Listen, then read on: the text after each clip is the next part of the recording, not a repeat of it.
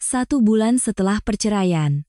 Tepat pukul 2 dini hari, mantan ibu mertua tiba-tiba menelepon, "Putraku sedang dalam kondisi darurat di rumah sakit, butuh 950 juta, kamu harus bantu." Saya hanya menjawab, "Di mana menantu baru itu?" Sebulan yang lalu, saya diusir dari rumah oleh suami yang telah bersama saya selama 7 tahun masa muda saya dan ibu mertuanya yang kejam. Mereka bersekongkol untuk membuka jalan bagi seorang wanita muda kaya raya untuk masuk. Mereka melemparkan surat cerai tepat di wajah saya, menghina saya sebagai orang yang tidak berguna, parasit yang menempel pada suami dan menjadi penghalang bagi jalan keluarga mereka menuju kekayaan. Namun, tepat 30 hari kemudian, pada pukul 2 pagi, di tengah hujan deras, telepon saya berdering dengan permintaan tolong yang begitu kurang ajar hingga menggelikan. Seseorang yang telah dibuang seperti saya, mengapa sekarang menjadi satu-satunya pelampung penyelamat mereka di saat genting antara hidup dan mati? Malam ini, Jakarta kembali diguyur hujan lebat. Air hujan menghantam kaca balkon apartemen mewah saya, menciptakan suara gemeretak yang tak henti-hentinya. Suasana di dalam hening, hanya ada aroma minyak esensial lavender yang samar dan cahaya lampu tidur kuning pucat dari sudut ruangan. Saya sedang tertidur lelap setelah seminggu bekerja yang melelahkan ketika dering telepon yang memekakkan telinga merobek keheningan malam. Jam digital di nakas berkedip menunjukkan angka 2:15 pagi. Saya mengerutkan kening, mengulurkan tangan untuk mengambil ponsel. Rangkaian nomor yang ditampilkan di layar tidak tersimpan namanya, tetapi hanya dengan melihat 10 digit yang akrab itu, perut saya sudah mual karena jijik. Itu adalah nomor Bu Yanti, mantan ibu mertua saya. Sejak hari saya menyeret koper keluar dari rumah 3 lantai di pinggir jalan itu, saya telah memblokir semua cara komunikasi, bahkan mengganti media sosial untuk memutuskan hubungan sepenuhnya dengan orang-orang berdarah dingin itu. Namun, untuk bisa meminjam telepon orang lain untuk menelepon saya pada jam ini, pasti telah terjadi sesuatu yang genting di keluarga mereka. Saya menggesek layar, mendekatkan telepon ke telinga, tidak terburu-buru untuk berbicara. Di seberang sana, terdengar suara hiruk-pikuk sirene ambulans. Suara langkah kaki yang berlarian dan tangisan histeris terdengar memekakkan telinga. "Putri, Putri, apa itu kamu, Nak?" "Ya Tuhan, Putri, tolong selamatkan Bima, Nak." "Anda salah sambung. Di sini tidak ada yang bernama anak Anda. Putri, Ibu mohon, Ibu bersujud padamu. Jangan tutup teleponnya. Bima kecelakaan mobil, berlumuran darah. Dokter bilang cedera kepala parah, hatinya pecah, harus segera dioperasi malam ini." Mereka minta uang muka biaya rumah sakit 950 juta baru boleh masuk ruang operasi. Ibu terburu-buru jadi tidak bawa uang sepeser pun. Kartu bank Bima diblokir. "Putri, demi 7 tahun pernikahan, tolong segera bawa 950 juta ke rumah sakit Medistra dan tinggal untuk merawatnya. Bantu Ibu. Kalau dia meninggal, bagaimana Ibu bisa hidup?" Saya bersandar di kepala tempat tidur, sudut bibir saya perlahan menyunggingkan senyum dingin. Di dada saya tidak ada sedikit pun rasa kasihan, tidak ada kepanikan, juga tidak ada sisa-sisa perasaan yang tersulut. 7 tahun sebagai suami istri ditukar dengan surat cerai yang dingin dan kata-kata makian yang kejam. Sekarang nyawa putranya berada di ujung tanduk. Dia berani-beraninya menyebut 7 tahun pernikahan untuk meminta 950 juta dari saya dan menyuruh saya merawatnya. Sifat kurang ajar manusia memang tidak ada batasnya. 950 juta untuk menyelamatkan nyawa Bima? Murah sekali, tapi sayangnya, saya sudah bercerai. Sekarang hidup atau matinya dia, apa hubungannya dengan saya? Di mana menantu baru Ibu? Nona muda dari keluarga kaya yang katanya bisa memberikan seluruh kekayaan pada putra Ibu itu? Panggil dia untuk membawa uang dan menyelamatkan suaminya. "Putri, jangan bicara sekejam itu, ini Vina. Dia pergi entah kemana sejak sore, ditelepon tidak bisa, semua uang di rumah dia bawa. Ibu sudah kehabisan cara makanya meneleponmu. Bagaimanapun juga, kalian pernah menjadi suami istri, apa kamu tega melihatnya mati? Ibu mohon, transfer dulu 950 juta, nanti Ibu jual rumah untuk membayarmu." "Bu Yanti, dengarkan baik-baik. Saat Ibu dan putramu memaksa saya menandatangani surat cerai, Ibu bilang saya adalah wanita mandul, pembawa sial yang menghalangi jalan. Ibu bilang menantu baru ibu hanya dengan batuk saja bisa menghasilkan miliaran. Kalau begitu, sekarang ibu berlutut dan berdoalah padanya. Uang saya ini kotor, takutnya putra ibu tidak akan selamat jika menggunakannya. Soal menjual rumah itu sudah digadaikan ke bank sejak minggu lalu. Ibu mau menjual angin untuk membayar utang pada saya? Jangan pernah menelepon nomor ini lagi. Pergi. Saya dengan tegas menekan tombol untuk mematikan panggilan, melemparkan ponsel ke kasur. Ruangan kembali hening seperti semula, hanya suara hujan deras di luar. Saya menyisir rambut ke belakang dengan tangan, helaan napas panjang keluar dari dada. Perasaan saya saat ini bukanlah kepuasan, melainkan kekosongan yang bercampur dengan sedikit ironi pahit. Saya tidak terkejut Bima mengalami kecelakaan, karena saya tahu betul akhir yang tragis ini cepat atau lambat akan menimpanya. Hanya saja saya tidak menyangka karma datang begitu cepat dan dahsyat, tepat 30 hari kemudian. Memejamkan mata, kenangan tepat sebulan yang lalu kembali menyeruak, tajam dan kejam seperti pecahan kaca yang mengiris pikiran. Hari itu juga hari badai hujan yang kelam. 7 tahun yang lalu, saya dan Bima menikah saat kami berdua tidak punya apa-apa. Kami bertemu sejak masa kuliah. Makan sebungkus mie instan dibagi 2. Naik motor butut yang sama, yang setiap kali hujan pasti mogok di tengah jalan. Saya melepaskan kesempatan untuk belajar di luar negeri, menggunakan seluruh tabungan saya untuk membantu Bima membuka sebuah perusahaan mebel kecil. Saya mundur ke belakang, menjadi akuntan, menjadi staf penjualan, bahkan merangkap sebagai petugas kebersihan kantor, hanya agar dia bisa berjalan dengan kepala tegak dengan gelar direktur. Tahun-tahun itu saya bekerja sampai kelelahan, begadang berhari-hari untuk mengurus setiap kontrak, setiap gaji karyawan, kesehatan saya terkuras. Saya keguguran 2 kali. Dokter berkata, kondisi tubuh saya lemah, sangat sulit untuk memiliki anak. Bima pernah memeluk saya, menangis dan bersumpah bahwa asalkan ada saya, dia tidak butuh anak. Tetapi sumpah seorang pria miskin hanya berharga saat dia belum punya uang. Ketika perusahaan mulai sukses, Bima membeli mobil, mengenakan setelan jas bermerek, makan malam di rumah semakin jarang, digantikan oleh pesta minum-minum, hingga larut malam. Dan kemudian dia berubah hati, tidak hanya berubah hati, dia bahkan ingin menghapus semua jejak keberadaan saya. Orang yang telah bersama dia merasakan pahit dan manisnya kehidupan. Sore itu, ketika saya baru saja pulang dari mengambil hasil pemeriksaan kesehatan rutin, membuka pintu dan masuk ke rumah, yang saya lihat adalah pemandangan yang mungkin tidak akan pernah saya lupakan seumur hidup.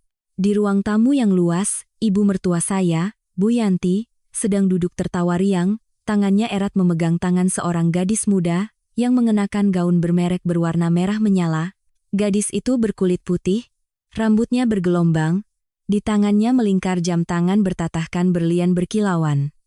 Dan Bima, suami yang selama ini berbagi bantal dengan saya, sedang duduk di sampingnya, dengan sabar mengupas apel dan menyuapinya. Suara langkah kaki saya membuat mereka terdiam, senyum di bibir Bu Yanti lenyap, digantikan oleh tatapan sinis yang tajam. Gadis itu bersandar manja di bahu Bima, matanya menatap saya, dengan penuh tantangan dan penghinaan. Bima perlahan berdiri, tidak ada sedikit pun rasa canggung atau penyesalan di wajahnya.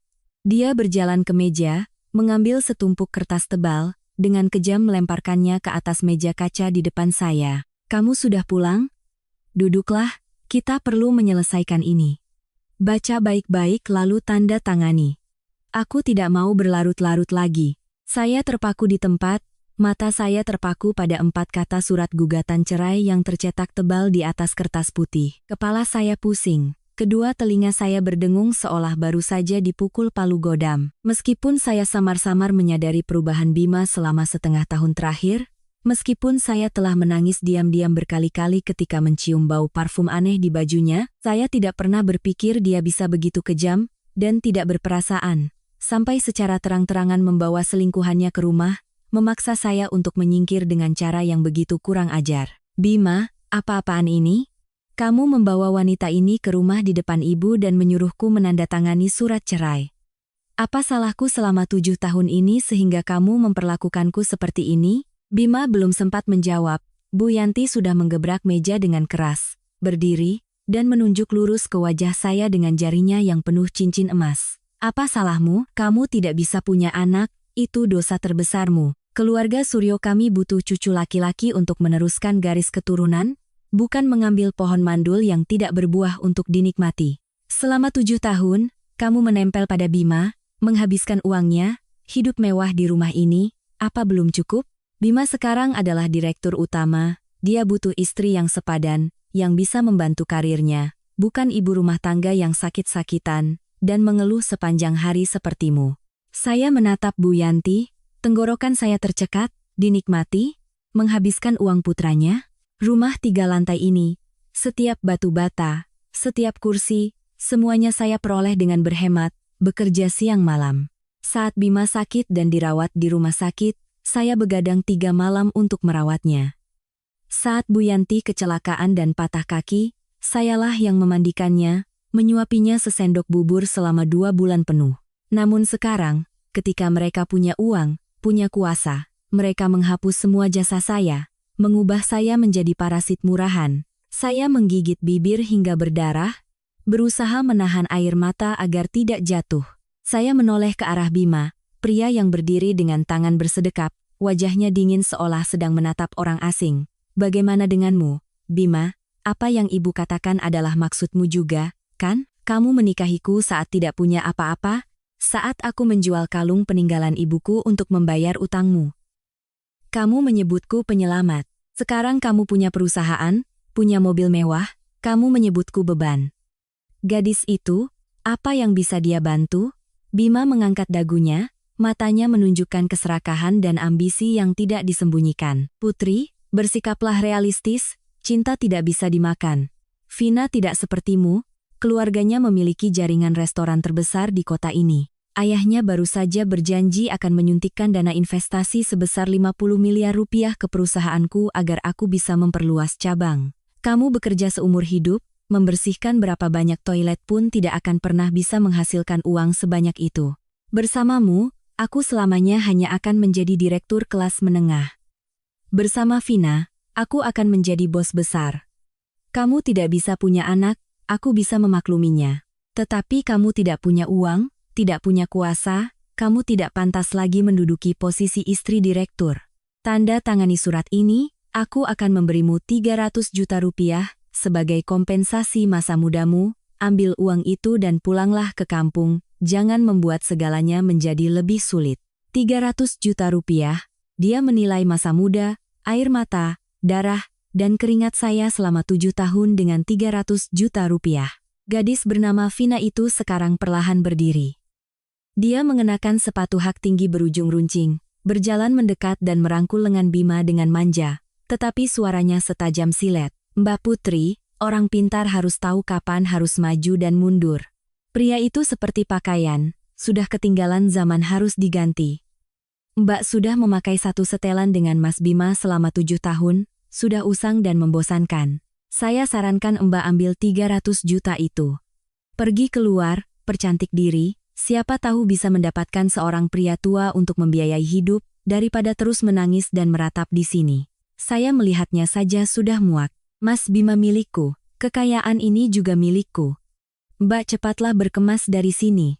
Sore ini aku akan memanggil tukang untuk mengganti semua perabotan.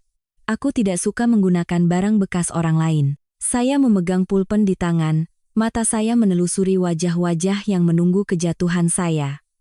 Di ruang tamu yang diterangi lampu kristal yang saya pilih sendiri setiap untayannya.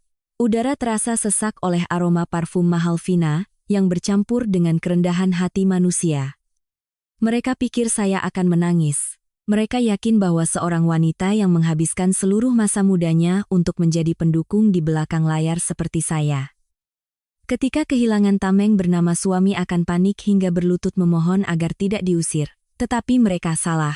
Vina melipat tangan di depan dada, matanya yang dirias dengan cermat menelusuri dari atas ke bawah pakaian kerja saya yang sederhana. Lihat dirimu sendiri, pakaian yang kamu kenakan pasti dibeli di pasar loak seharga beberapa ratus ribu, kan? Tas tangan itu juga sudah usang di bagian tepinya. Kamu berjalan di samping Mas Bima, orang yang tidak tahu akan mengira dia membawa pembantu, pria yang berkarir, Mereka butuh bunga krisan yang indah untuk dibawa berdiplomasi. Siapa yang mau membawa rumput liar yang layu? Lepaskan dia, biarkan dia mengarungi lautan luas. Vina benar, coba lihat penampilanmu, apa masih pantas menjadi menantu di rumah ini?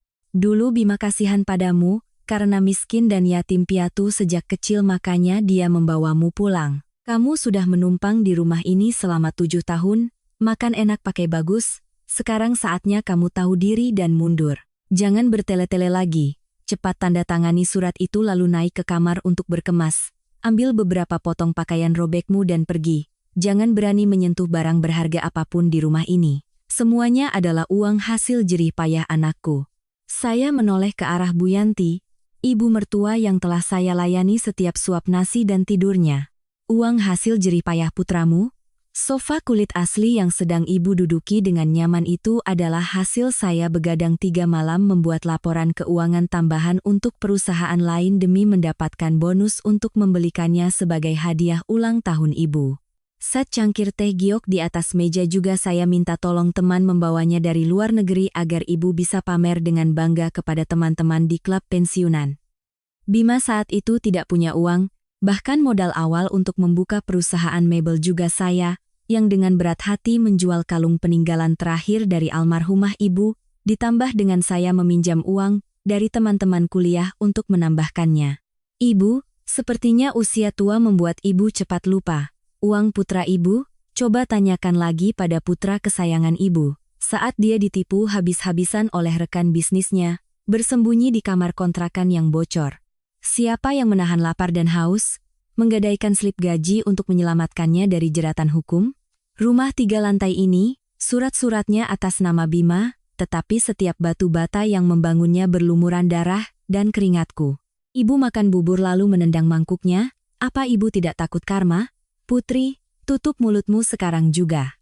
Beraninya kamu berbicara kurang ajar seperti itu pada ibuku? Sedikit uang yang dulu kamu bantu, aku sudah membiayaimu hidup enak selama 7 tahun ini. Itu sudah lebih dari cukup. Jangan ungkit-ungkit masa lalu untuk mengeluh. Aku beritahu kamu, perusahaan ini aku yang kelola, kontrak didapat karena aku yang menjamu klien. Kamu hanya duduk di rumah mengetik keyboard membuat pembukuan sepele? Apa hakmu untuk menuntut jasa? Saya tertawa. Tawa dingin dan pahit menggema di tengah ruang tamu. Bima benar-benar percaya bahwa dia adalah seorang jenius bisnis. Dia pikir dengan minum-minum, bernyanyi, dan merayu klien di meja perjamuan adalah yang menghasilkan pendapatan puluhan miliar bagi perusahaan. Dia tidak tahu bahwa di balik kontrak-kontrak besar itu, saya telah begadang semalaman untuk menyeimbangkan arus kas. Sayalah yang menggunakan hubungan pribadi saya yang tersembunyi untuk menegosiasikan sumber bahan baku termurah di pasaran. Dia hanyalah boneka yang berdiri di atas panggung menikmati sorotan lampu kilat. Sementara orang yang menarik tali, yang membangun kerajaan dari dalam kegelapan, adalah saya. Sudahlah, Mas Bima, berdebat dengan orang gagal seperti ini hanya membuang-buang waktu. Dia seumur hidupnya hanya berkutat di dapur, bagaimana bisa mengerti pemikiran para pebisnis besar seperti kita? Mbak Putri ini, 300 juta itu kamu anggap sedikit, kan? Baiklah. Vina membuka tas tangan Hermes mahalnya, mengeluarkan setumpuk uang tunai dan melemparkannya dengan keras ke atas meja kaca. Lembaran-lembaran uang itu berhamburan jatuh di lantai, tepat di bawah ujung sepatu saya. Ini ada 50 juta rupiah tunai, anggap saja aku bersedekah lebih untukmu agar bisa naik taksi pindahan, tidak perlu kehujanan kepanasan. Aku sangat dermawan, asalkan kamu enyah dari hadapan aku dan Mas Bima sore ini juga. Udara di rumah ini sudah tercemar olehmu. Kamu lihat, Putri, menantu baruku begitu murah hati, seumur hidupmu belum tentu pernah memegang uang sebanyak itu sekaligus. Ambil dan pergilah. Wanita mandul dan tidak tahu diri sepertimu dicampakkan suami itu pantas. Rumah ini sial sekali karena telah membawamu masuk, sekarang bisa mengusirmu, aku harus memotong ayam untuk merayakannya selama 3 hari 3 malam. Setiap kata-kata mereka seperti pisau beracun yang menusuk harga diri saya. Tapi anehnya, saya tidak merasa sakit lagi. Rasa sakit telah mencapai batasnya dan berubah menjadi penghinaan yang luar biasa. Saya menatap 3 orang yang berdiri di depan saya, seorang wanita tua serakah dan jahat, Seorang pria pengecut yang berkedok sebagai pengusaha sukses, dan seorang selingkuhan bodoh yang berpikir uang ayahnya bisa membeli segalanya. Mereka terlalu sombong, mereka pikir mereka memegang kendali, tetapi mereka lupa satu hal, ketika mereka mendorong seorang wanita cerdas ke jalan buntu, yang mereka dapatkan bukanlah air mata, melainkan kehancuran yang paling brutal. Bima, kamu benar-benar ingin aku menandatangani surat ini? Kamu tidak akan menyesal kan? Menyesal.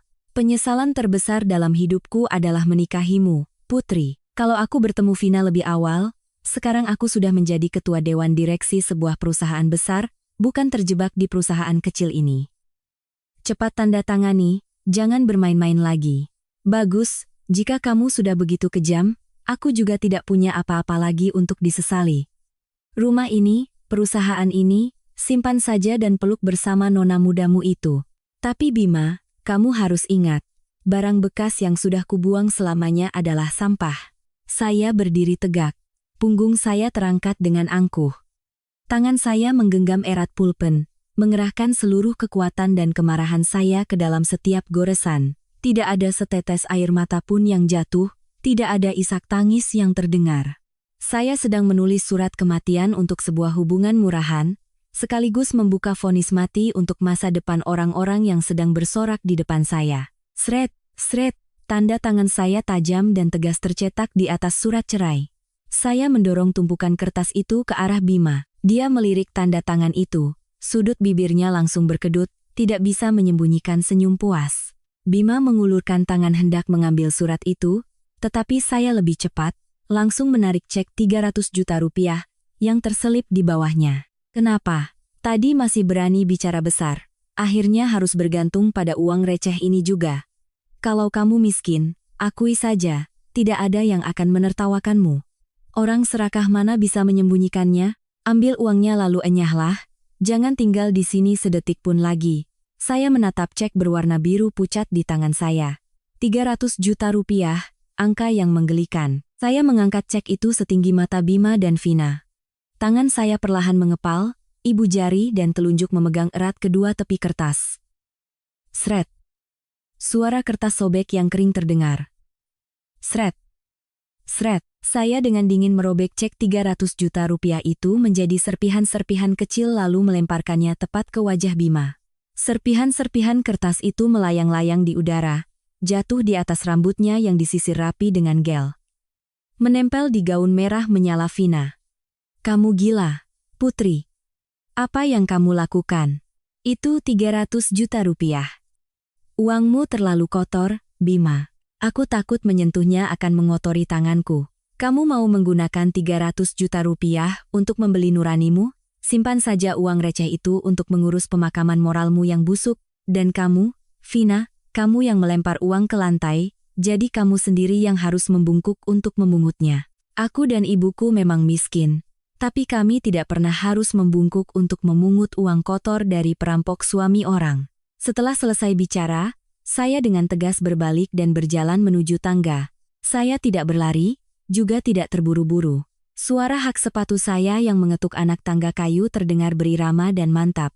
Di bawah, di ruang tamu, saya masih mendengar suara Bu Yanti berteriak memekakkan telinga. Lihat sikapnya itu Bima, dia miskin dan hina tapi masih sombong. Ikuti dia ke atas kamar untuk mengawasinya. Jangan sampai dia mencuri jam tangan, perhiasan, atau buku tabungan di rumah ini. Jangan biarkan dia mencuri barang-barang. Saya menyunggingkan senyum, mendorong pintu dan masuk ke kamar tidur yang telah saya tinggali selama 7 tahun. Semua barang di kamar masih rapi dan teratur, hasil pekerjaan saya setiap pagi. Lemari pakaian terbuka, saya hanya mengambil 3 setel pakaian kerja lama, beberapa perlengkapan mandi dasar, dan laptop kerja saya, memasukkan semuanya ke dalam sebuah koper kecil. Tas-tas tangan bermerek yang saya beli sendiri dengan uang bonus, perhiasan mahal, saya biarkan utuh di atas meja rias. Saya tidak mau membawa apapun yang berasal dari rumah ini. Karena semuanya telah ternoda oleh keberadaan orang-orang hina. Saat saya baru saja menarik koper keluar dari pintu kamar, Bima sudah berdiri di sana menghalangi jalan. Matanya menatap tajam ke arah koper kecil saya, wajahnya penuh kecurigaan dan kebencian. Buka kopernya, biar aku periksa. Siapa tahu kamu diam-diam menyembunyikan emas atau perak ibuku di dalamnya? Kamu begitu miskin, keluar rumah mau hidup dari apa kalau tidak mencuri? Saya mundur selangkah. Tatapan saya sedingin es yang membeku ribuan tahun menatap lurus ke wajah yang dulu akrab kini menjadi sangat menjijikkan. Kamu takut aku mencuri? Baiklah, Bima. Periksa saja, periksa baik-baik. Saya menendang koper hingga terbuka di lantai, menarik resletingnya. Beberapa potong pakaian usang berhamburan keluar, tidak ada satupun perhiasan, tidak ada sertifikat tanah, tidak ada uang tunai, hanya kekosongan dan kepahitan. Bima menatap tumpukan barang yang sedikit itu, wajahnya sempat terlihat bingung, tetapi langsung kembali mengeras. Kalau kamu sadar diri, cepat pergi, jangan berdiri di depan gerbang rumahku menangis meratap. Mulai besok, aku akan ganti kunci. Jangan harap kamu bisa melangkahkan kaki ke sini lagi. Ganti kunci, tenang saja, tempat sampah ini, sekali aku keluar, bahkan jika setan datang menjemput pun aku tidak akan pernah kembali. Tapi Bima, sebelum pergi, aku berikan satu nasihat terakhir, peluk erat nona mudamu itu, karena dialah satu-satunya yang tersisa dalam hidupmu. Kursi direkturmu, perusahaan yang kamu banggakan, semuanya sudah membusuk dari dalam, hanya menunggu satu percikan api untuk membakarnya habis. Selamat menikmati bulan madu. Saya menutup koper, menarik resletingnya, mendorong Bima ke samping dengan kuat, lalu berjalan lurus ke bawah. Di luar, hujan mulai turun deras. Kilat menyambar membelah langit Jakarta yang gelap gulita. Saya membuka lebar pintu kayu jati yang berat, melangkah keluar ke halaman yang luas, hujan langsung menerpa wajah saya, membasahi rambut, meresap ke dalam lapisan baju tipis saya. Pergi sana, enyah dari pandanganku. Dasar pembawa sial, suara Bu Yanti terdengar dari belakang, diikuti oleh suara pintu utama yang dibanting dengan kejam. Ceklek. Kunci di dalam dikunci. Saya berdiri sendirian di tengah hujan badai, satu tangan membawa koper kecil, satu tangan menyapu tetesan air hujan asin yang membasahi wajah. Tidak ada tempat berteduh, tidak ada sanak saudara. Saya seperti sehelai daun tipis yang terlempar ke tengah badai. Tapi anehnya, berdiri di bawah guyuran hujan yang dingin itu, dada saya merasakan kebebasan yang belum pernah ada sebelumnya. 7 tahun dalam belenggu, 7 tahun menahan diri, akhirnya saya terbebas. Saya mengangkat kepala menatap langit yang gelap gulita, air hujan membersihkan semua kelemahan, semua ilusi terakhir tentang cinta sejati. Mereka pikir dengan mengusir saya dengan tangan kosong, mereka telah memadamkan kehidupan saya. Mereka telah membangunkan seekor binatang buas yang sedang tertidur. Saya berjanji pada diri sendiri, setiap kata terukir dalam di hati. Tertawalah, Bima, nikmati kekayaan palsumu. Penghinaan hari ini akan kubalaskan berlipat ganda. Jari-jari saya menggenggam erat gagang koper, melangkah dengan mantap keluar dari gang, menyatu dengan kerumunan orang yang bergegas mencari tempat berteduh dari hujan, kegelapan menyelimuti. Tetapi di ujung jalan, saya tahu fajar sesungguhnya dalam hidup saya baru saja dimulai. Malam pertama meninggalkan rumah suami, saya menyewa sebuah kamar hotel kecil di pinggiran kota. Kamar itu kurang dari 15 meter persegi, berbau asap rokok dan apek, sangat kontras dengan villa mewah yang baru saja saya tinggalkan. Ketika saya keluar dari kamar mandi, seluruh tubuh saya lemas karena kedinginan kehujanan, saya ambruk di atas tempat tidur yang keras, memejamkan mata. Gambaran surat cerai, tumpukan uang yang berhamburan, dan tatapan menghina ibu mertua kembali muncul. Mencekik hati saya, tetapi saya tidak mengizinkan diri saya lemah lebih dari 1 malam. Pagi berikutnya, saya bangun saat sinar matahari pertama menembus celah tirai yang menguning. Saya menyeduh secangkir kopi hitam kental, membuka laptop tua saya, harta paling berharga yang saya bawa. Layar menyala, memantulkan wajah kurus saya, tetapi mata saya menjadi tajam dan tenang secara aneh. Keluarga Suryo mengira mereka telah mengusir seorang ibu rumah tangga parasit ke jalan. Mereka mengira perusahaan mebel PT Jaya Abadi adalah pencapaian luar biasa yang dibangun oleh Bima seorang diri. Kebodohan dan kesombongan telah membutakan mata mereka sepenuhnya. Mereka tidak tahu bahwa Putri Wijaya, wanita yang setiap hari membersihkan rumah dengan diam-diam, mengetik di komputer mengurus pembukuan, sebenarnya adalah pemegang saham tersembunyi yang menguasai 60% saham PT Kayu Sentosa, distributor bahan baku kayu terbesar di wilayah selatan. 3 tahun yang lalu, ketika perusahaan Bima berada di ambang kebangkrutan karena ditipu oleh rekan bisnis, saya menghabiskan semua modal pribadi saya, bahkan meminjam dengan bunga tinggi dari luar untuk menyelamatkannya. Menyadari manajemen Bima yang lemah dan serakah, saya tahu tidak bisa mempercayakan seluruh nasib keuangan saya di tangan pria ini dengan kecerdasan seorang lulusan terbaik jurusan keuangan. Saya diam-diam mendirikan PT Kayu Sentosa atas nama seorang teman kuliah yang sangat dekat sebagai kedok.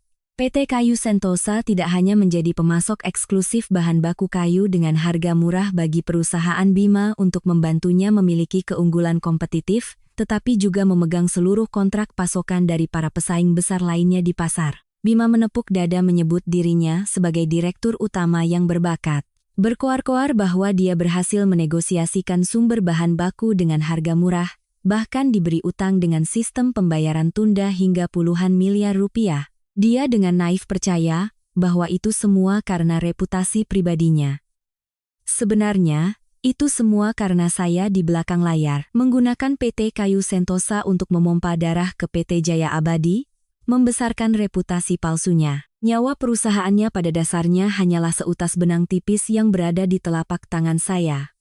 Saya menyesap secangkir kopi pahit, jari-jari saya lincah mengetik di keyboard. Saya menekan nomor untuk menelepon teman baik saya yang namanya tertera sebagai Badan Hukum PT Kayu Sentosa. Halo, Mas Haris. Mulai pagi ini, blokir seluruh pasokan bahan baku kayu alami untuk PT Jaya Abadi. Hentikan segera kebijakan utang dengan sistem pembayaran tunda. Kirim surat resmi dengan segera meminta mereka untuk melunasi seluruh utang sebesar 35 miliar rupiah dalam waktu 48 jam. Jika mereka tidak membayar, segera ajukan gugatan ke pengadilan ekonomi dan putuskan kontrak secara sepihak. Di seberang sana hening selama beberapa detik, lalu terdengar suara terkejut Haris. Putri, kamu serius? PT Jaya Abadi kan perusahaan suamimu. Memutus pasokan sekarang dan menagih utang 35 miliar rupiah dengan segera. Perusahaan itu pasti akan langsung bangkrut. Mereka sedang bersiap menandatangani proyek super besar untuk mengerjakan jaringan hotel. Tanpa bahan baku, mereka akan menghadapi denda yang sangat besar. Aku tidak punya suami lagi, Mas Haris. Mereka baru saja mengusirku dengan tangan kosong tadi malam, memaksaku bercerai untuk menikahi putri ketua dewan direksi jaringan restoran besar. Mereka bilang aku ini parasit, batu sandungan bagi karir direktur utama Bima. Kalau begitu, sekarang aku akan tunjukkan padanya, ketika batu sandungan ini disingkirkan, istana pasir yang dibangunnya akan runtuh dengan menyedihkan. Lakukan saja seperti yang aku katakan, blokir semuanya. Jangan sisakan jalan keluar apapun untuk mereka. Haris, aku mengerti, siapapun yang berani menyentuhmu, nasibnya akan tamat, aku akan segera menerbitkan surat resmi. Jaga kesehatanmu, ya, kalau butuh apa-apa telepon saja aku. Saya menutup telepon, sudut bibir saya sedikit melengkung membentuk senyum berbahaya. Kegelapan malam-malam panjang penindasan telah berakhir. Saya tidak akan menangis menuntut 300 juta rupiah kembali. Saya tidak akan mengumbar aib di media sosial, seperti wanita-wanita lemah lainnya. Saya akan menggunakan instrumen keuangan untuk mencekik leher pengkhianat itu, agar mereka merasakan sendiri bagaimana rasanya kehilangan segalanya, yang mereka puja. Pada saat yang sama, saya tahu Bima sedang gembira bersiap menerima investasi 50 miliar rupiah dari calon ayah mertuanya yang kaya.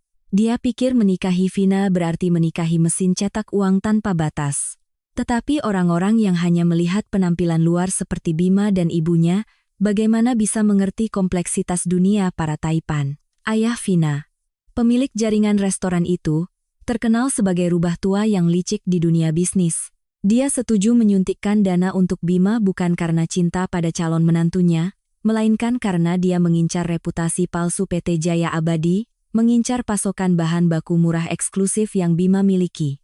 Begitu pasokan itu diputus, ketika PT Jaya Abadi terungkap sebagai perusahaan yang terlilit utang, apakah rubah tua itu akan rela membuang 50 miliar rupiah untuk menyelamatkan orang yang tidak kompeten? Saya mengemasi laptop, melangkah keluar dari kamar hotel. Langit Jakarta pagi ini cerah luar biasa, tidak ada jejak badai semalam. Saya naik taksi ke sebuah kompleks apartemen mewah di pusat kota, menggunakan uang dividen yang diam-diam saya kumpulkan dari PT Kayu Sentosa, untuk menyewa sebuah apartemen mewah, membeli pakaian desainer yang paling elegan untuk diri saya sendiri. Saya memotong rambut panjang saya yang kusam, mewarnainya dengan warna dingin, merias wajah dengan tajam. Melihat diri saya di cermin, tidak ada lagi bayangan seorang ibu rumah tangga udik yang penurut. Yang berdiri di sini sekarang adalah seorang putri wijaya yang mandiri, berkuasa, dan siap menghancurkan siapapun yang berani menginjak-injaknya. Perangkap telah dipasang dengan sempurna. Mereka sedang asyik menikmati kemenangan palsu, merayakan karena berhasil mengusir saya. Tetapi mereka tidak tahu bahwa pisau kematian sedang mengintai di leher mereka. Sebuah drama yang luar biasa akan segera dimulai. Dan saya akan duduk di kursi VIP terbaik untuk menyaksikan para penjahat itu saling mencabik-cabik ketika uang berbicara. Sementara saya sedang menikmati segelas anggur merah di apartemen mewah di lantai 30, memandangi kota yang berkilauan dengan lampu, dan merencanakan setiap langkah untuk kerajaan saya sendiri, di villa keluarga Suryo, sebuah drama palsu bernama Keluarga Kelas Atas sedang dipentaskan dengan para aktor terburuk. Beberapa hari pertama setelah saya diusir dari rumah, suasana di villa 3 lantai itu ramai dan riuh seperti ada pesta.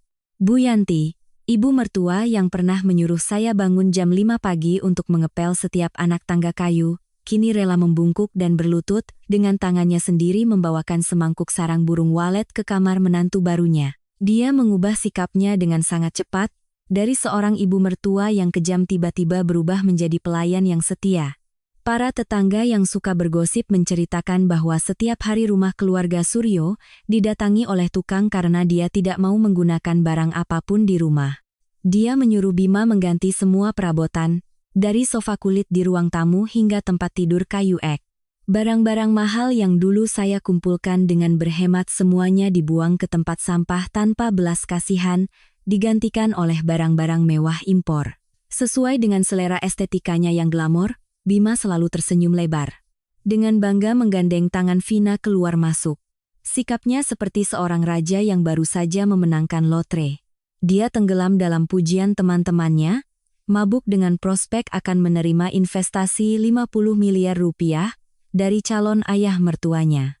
Tetapi Bima tidak tahu bahwa perangkap manis yang sedang dia masuki dengan antusias sebenarnya hanyalah lapisan gula tipis yang membungkus. Racun yang mematikan.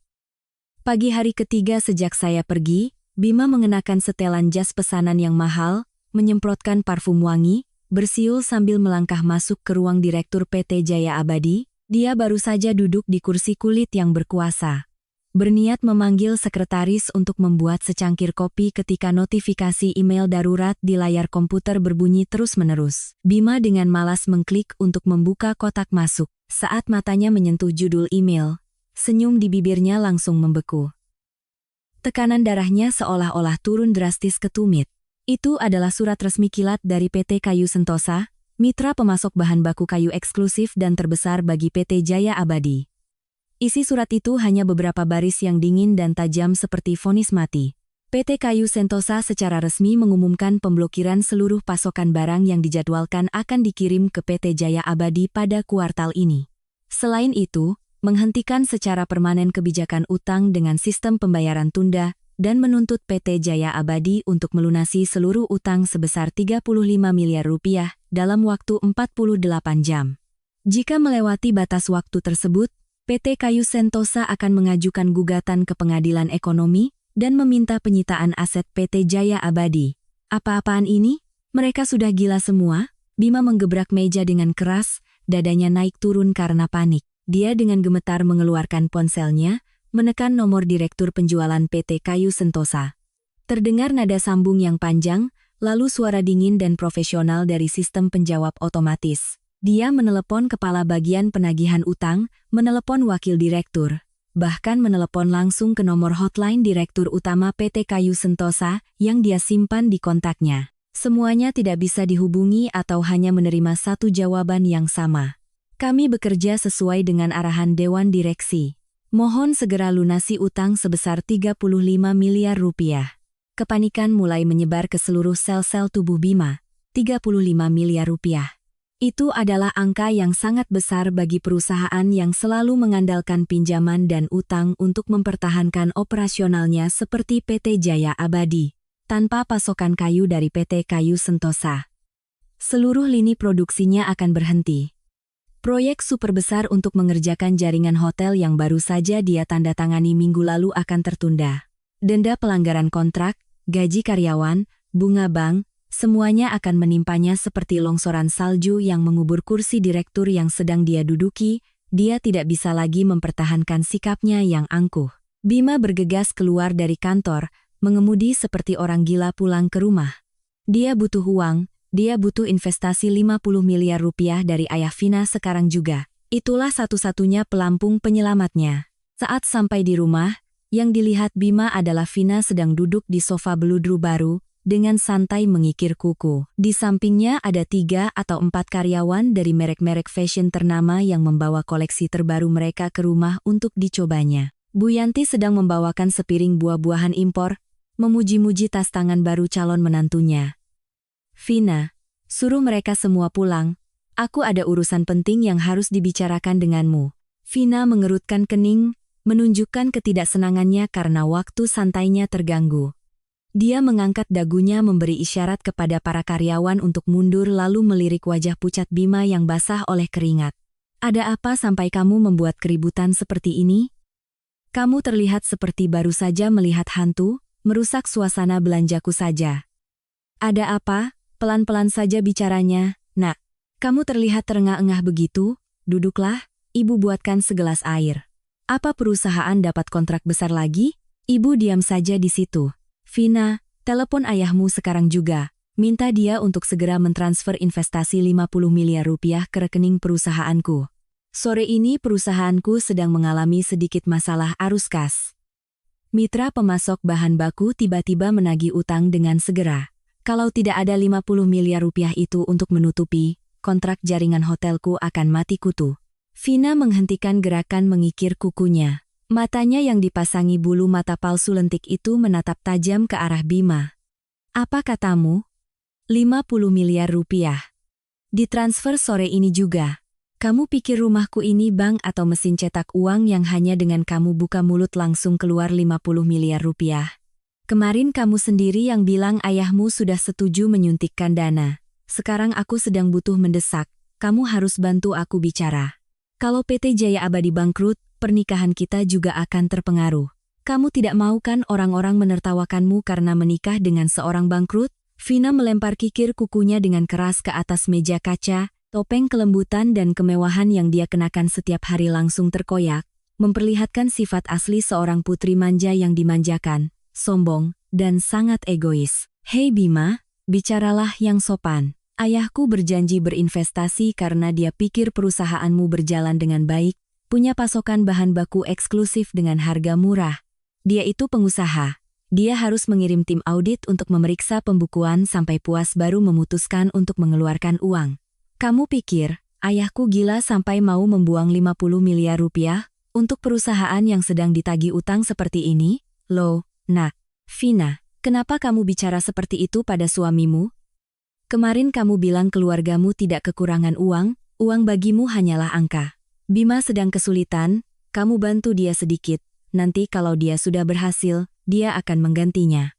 Kalian kan sebentar lagi akan menikah, buat apa perhitungan? Bu Yanti mencoba menengahi, suaranya sudah kehilangan nada angkuh seperti biasanya, digantikan oleh permohonan yang merendah. Tetapi Vina langsung menoleh dan menatap tajam Bu Yanti. Tante diam saja, uang keluargaku bukan daun yang bisa seenaknya tante bilang tidak usah perhitungan. Aku mencintai putra tante karena dia seorang direktur. Dia punya uang, punya kuasa, bisa memberiku kehidupan yang mewah. Aku tidak bodoh sampai mau mengeluarkan uang keluargaku untuk membayar utang seorang manajer perusahaan yang lemah. Bima terpaku di tempat. Untuk pertama kalinya dia melihat wajah asli wanita yang telah dia korbankan keluarganya untuk dinikahi. Dia bukan seorang istri yang siap berbagi suka dan duka. Dia hanyalah parasit cantik, yang datang kepadanya saat dia punya darah untuk dihisap dan siap menginjaknya ke dalam lumpur saat dia kehabisan tenaga. Kesombongan sang direktur palsu itu benar-benar runtuh. Keretakan pertama dalam perangkap manis itu telah muncul, menandakan akan datangnya gempa bumi dahsyat yang akan menyapu bersih keluarga yang tidak tahu berterima kasih ini. 48 jam berlalu sejak surat penagihan utang dari PT Kayu Sentosa dikirimkan. 48 jam itu bagi Bima, tidak ada bedanya dengan eksekusi mati yang perlahan dan kejam. Dia berlari ke sana kemari, mengetuk pintu setiap bank, memohon kepada setiap mitra lama untuk meminjam uang, tetapi yang didapat hanyalah gelengan kepala yang dingin. Dunia bisnis pada dasarnya sangat peka. Berita bahwa PT Jaya Abadi diputus pasokan oleh PT Kayu Sentosa dan ditagih utang sebesar 35 miliar rupiah, telah menyebar secepat kebakaran hutan. Tidak ada seorang pun yang bodoh mau membuang uang ke kapal yang sedang tenggelam dan pukulan mematikan terakhir pun datang. PT Kayu Sentosa secara resmi mengajukan gugatan terhadap PT Jaya Abadi ke Pengadilan Ekonomi. Perintah pemblokiran rekening bank PT Jaya Abadi dan aset pribadi atas nama Bima segera dikeluarkan untuk menjamin pelaksanaan putusan. Dampaknya bahkan lebih mengerikan.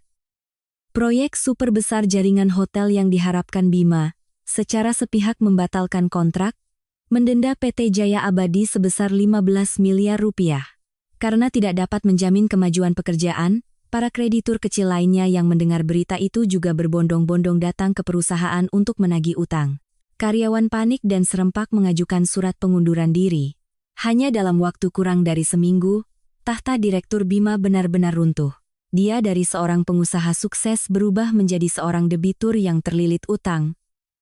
Menghadapi risiko di penjara karena penipuan dan pelanggaran kontrak. Tetapi tragedi orang jahat tidak hanya berhenti di dunia bisnis. Tempat yang paling kejam bagi Bima saat ini adalah rumah yang dulu dia anggap sebagai tempat berlindung. Sore itu, langit Jakarta kembali mendung.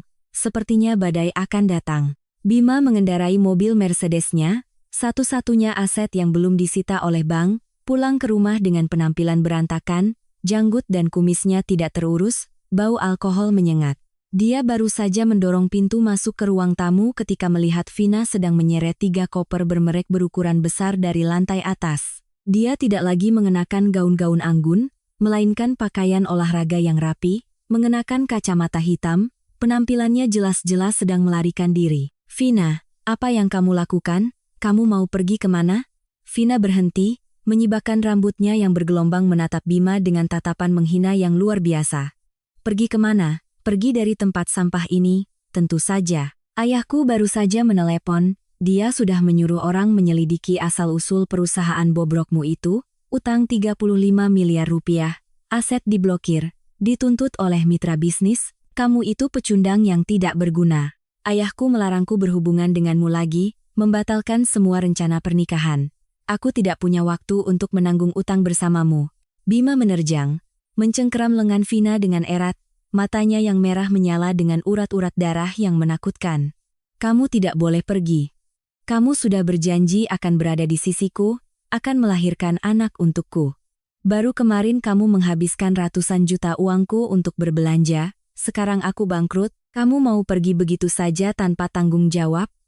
Kamu harus menelepon ayahmu, minta dia untuk menyelamatkanku, kamu kan calon istriku." Vina melepaskan tangan Bima dengan kasar, mundur selangkah, menunjuk lurus ke wajah pria yang pernah dia panggil dengan mesra sebagai suami, calon istri.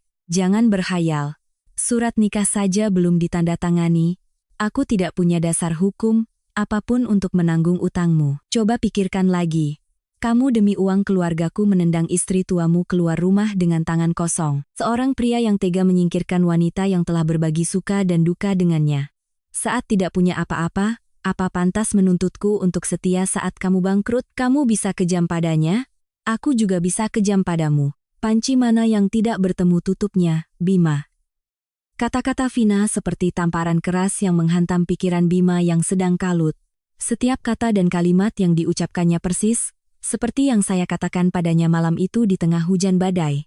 Barang bekas yang kubuang, selamanya adalah sampah. Bu Yanti dari dapur mendengar pertengkaran, bergegas keluar. Melihat Vina sedang menarik koper, dia langsung menerjang, memeluk erat kaki calon menantu kesayangannya. Vina, ibu mohon, jangan tinggalkan Bima saat ini. Dia demi kamu mengusir putri. Dia demi kamu mengorbankan seluruh keluarganya. Kalau kamu meninggalkannya, dia akan mati. Kamu kan orang kaya, uang keluargamu setinggi gunung, puluhan miliar rupiah itu apa artinya? Minta ayahmu untuk menyelamatkan Bima, ibu berlutut padamu. Lepaskan aku, dasar wanita tua gila. Jauhkan tangan kotormu dari celanaku yang harganya ribuan dolar ini. Vina menendang tangan Bu Yanti dengan keras hingga dia terjatuh ke lantai. Tanpa belas kasihan sedikit pun, dia mengeluarkan sebuah kotak beludru merah dari dalam tas tangannya. Itu adalah kotak berisi perhiasan emas dan berlian, yang dibeli Bima dengan uang tunai terakhir dari brankas untuk diberikan kepadanya, sebagai hadiah ulang tahun 1 bulan mereka berpacaran. Barang-barang di rumah ini aku tidak akan ambil, tapi perhiasan ini dan kartu tambahan dengan saldo 3 miliar rupiah di rekeningmu. Aku izin membawanya, anggap saja sebagai kompensasi kerugian mental karena harus tidur dengan seorang penipu sepertimu. Selamat tinggal. Dan jangan pernah muncul di hadapanku lagi, kalau tidak ayahku akan menyuruh preman untuk mematahkan kakimu. Selesai bicara, Vina mendorong pintu keluar, naik taksi dengan tergesa-gesa, meninggalkan keheningan yang mematikan di dalam villa itu. Bu Yanti duduk terkulai di lantai, menangis meraung-raung, memukul-mukul lantai dengan tangannya. Ya Tuhan, penipu, jahat sekali. Bima, ibu sudah bilang pertahankan putri, kamu tidak mau dengar, sekarang semuanya hilang, nak. Bima berdiri termangu seperti mayat hidup, di kepalanya saat ini hanya ada rasa malu, benci, dan putus asa. Harga diri seorang pria yang merasa sebagai kepala keluarga diinjak-injak tanpa ampun oleh seorang wanita materialistis. Dia berbalik tanpa menolong ibunya, menyambar kunci mobil Mercedes, dan melaju keluar di tengah hujan badai. Dia ingin mencari Vina. Dia ingin pergi ke rumahnya, ingin mencari ayahnya untuk memohon, untuk berdebat, untuk melakukan apapun demi menyelamatkan harga dirinya yang sedang terluka. Hujan turun deras, Bima mengemudi seperti orang gila di jalan tol, pikirannya yang kalut oleh alkohol dan kemarahan membuatnya tidak bisa lagi mengendalikan kecepatan. Brak! Suara tabrakan dahsyat merobek keheningan malam. Mobil Mercedes kehilangan kendali, menabrak pembatas jalan, terbalik 3 kali sebelum menjadi tumpukan besi rongsokan. Beberapa jam kemudian, telepon di villa keluarga Suryo berdering. Bu Yanti dengan mata bengkak gemetar mengangkat telepon. Di seberang sana, dokter dari rumah sakit memberitahukan bahwa putranya mengalami cedera kepala parah, beberapa organ dalam terluka, dan membutuhkan uang muka sebesar 950 juta rupiah untuk operasi. Jika tidak, nyawanya tidak akan tertolong. Kartu bank diblokir, uang tunai di brankas dibawa kabur oleh Vina. Teman-teman menjauh, bahkan rumah yang mereka tinggali pun sudah digadaikan untuk pinjaman yang sekarang tidak bisa mereka bayar. Bu Yanti pingsan, dia mengobrak-abrik daftar kontaknya. Dan di tengah keputusasaan yang mendalam, dia hanya tahu harus menelepon satu orang, Putri Wijaya, menantu yang dia usir di tengah hujan badai sebulan yang lalu. Karma akhirnya mengetuk pintu keluarga Suryo dengan cara yang paling sempurna dan kejam. Kembali ke saat ini, setelah panggilan telepon pada pukul 2 pagi, saya mematikan telepon, melemparkannya ke samping, dan mencoba untuk tidur. Tetapi jauh di dalam alam bawah sadar, saya tahu, malam ini saya tidak bisa tidur nyenyak. Bukan karena saya khawatir dengan nyawa sang pengkhianat, tetapi karena saya ingin menyaksikan sendiri akhir yang tragis dari orang-orang yang pernah menginjak-injak saya. Saya ingin melihat betapa menyedihkannya kesombongan Bu Yanti, harga diri palsu Bima ketika dihadapkan pada jalan buntu dan kematian. Pukul 5 pagi, langit mulai terang, hujan sudah reda meninggalkan genangan air di jalan. Saya bangkit dari tempat tidur, mandi, alih-alih memilih pakaian sederhana seperti dulu. Saya mengenakan gaun sutra hitam yang pas di badan. Desainnya mewah dan dingin. Saya mengenakan mantel tipis di luar, sepatu hak tinggi runcing yang mengeluarkan suara berwibawa. Rambut bergelombang, bibir dipoles lipstik merah tua. Hari ini saya bukan seorang istri yang tergesa-gesa lari ke rumah sakit untuk merawat suami. Hari ini saya adalah seorang ratu yang akan meninjau medan perang yang telah saya siapkan sendiri. Saya mengendarai Porsche Panamera putih, Hadiah yang saya berikan untuk diri saya sendiri setelah mengambil alih seluruh saham di PT Kayu Sentosa, langsung menuju Rumah Sakit Umum Pusat.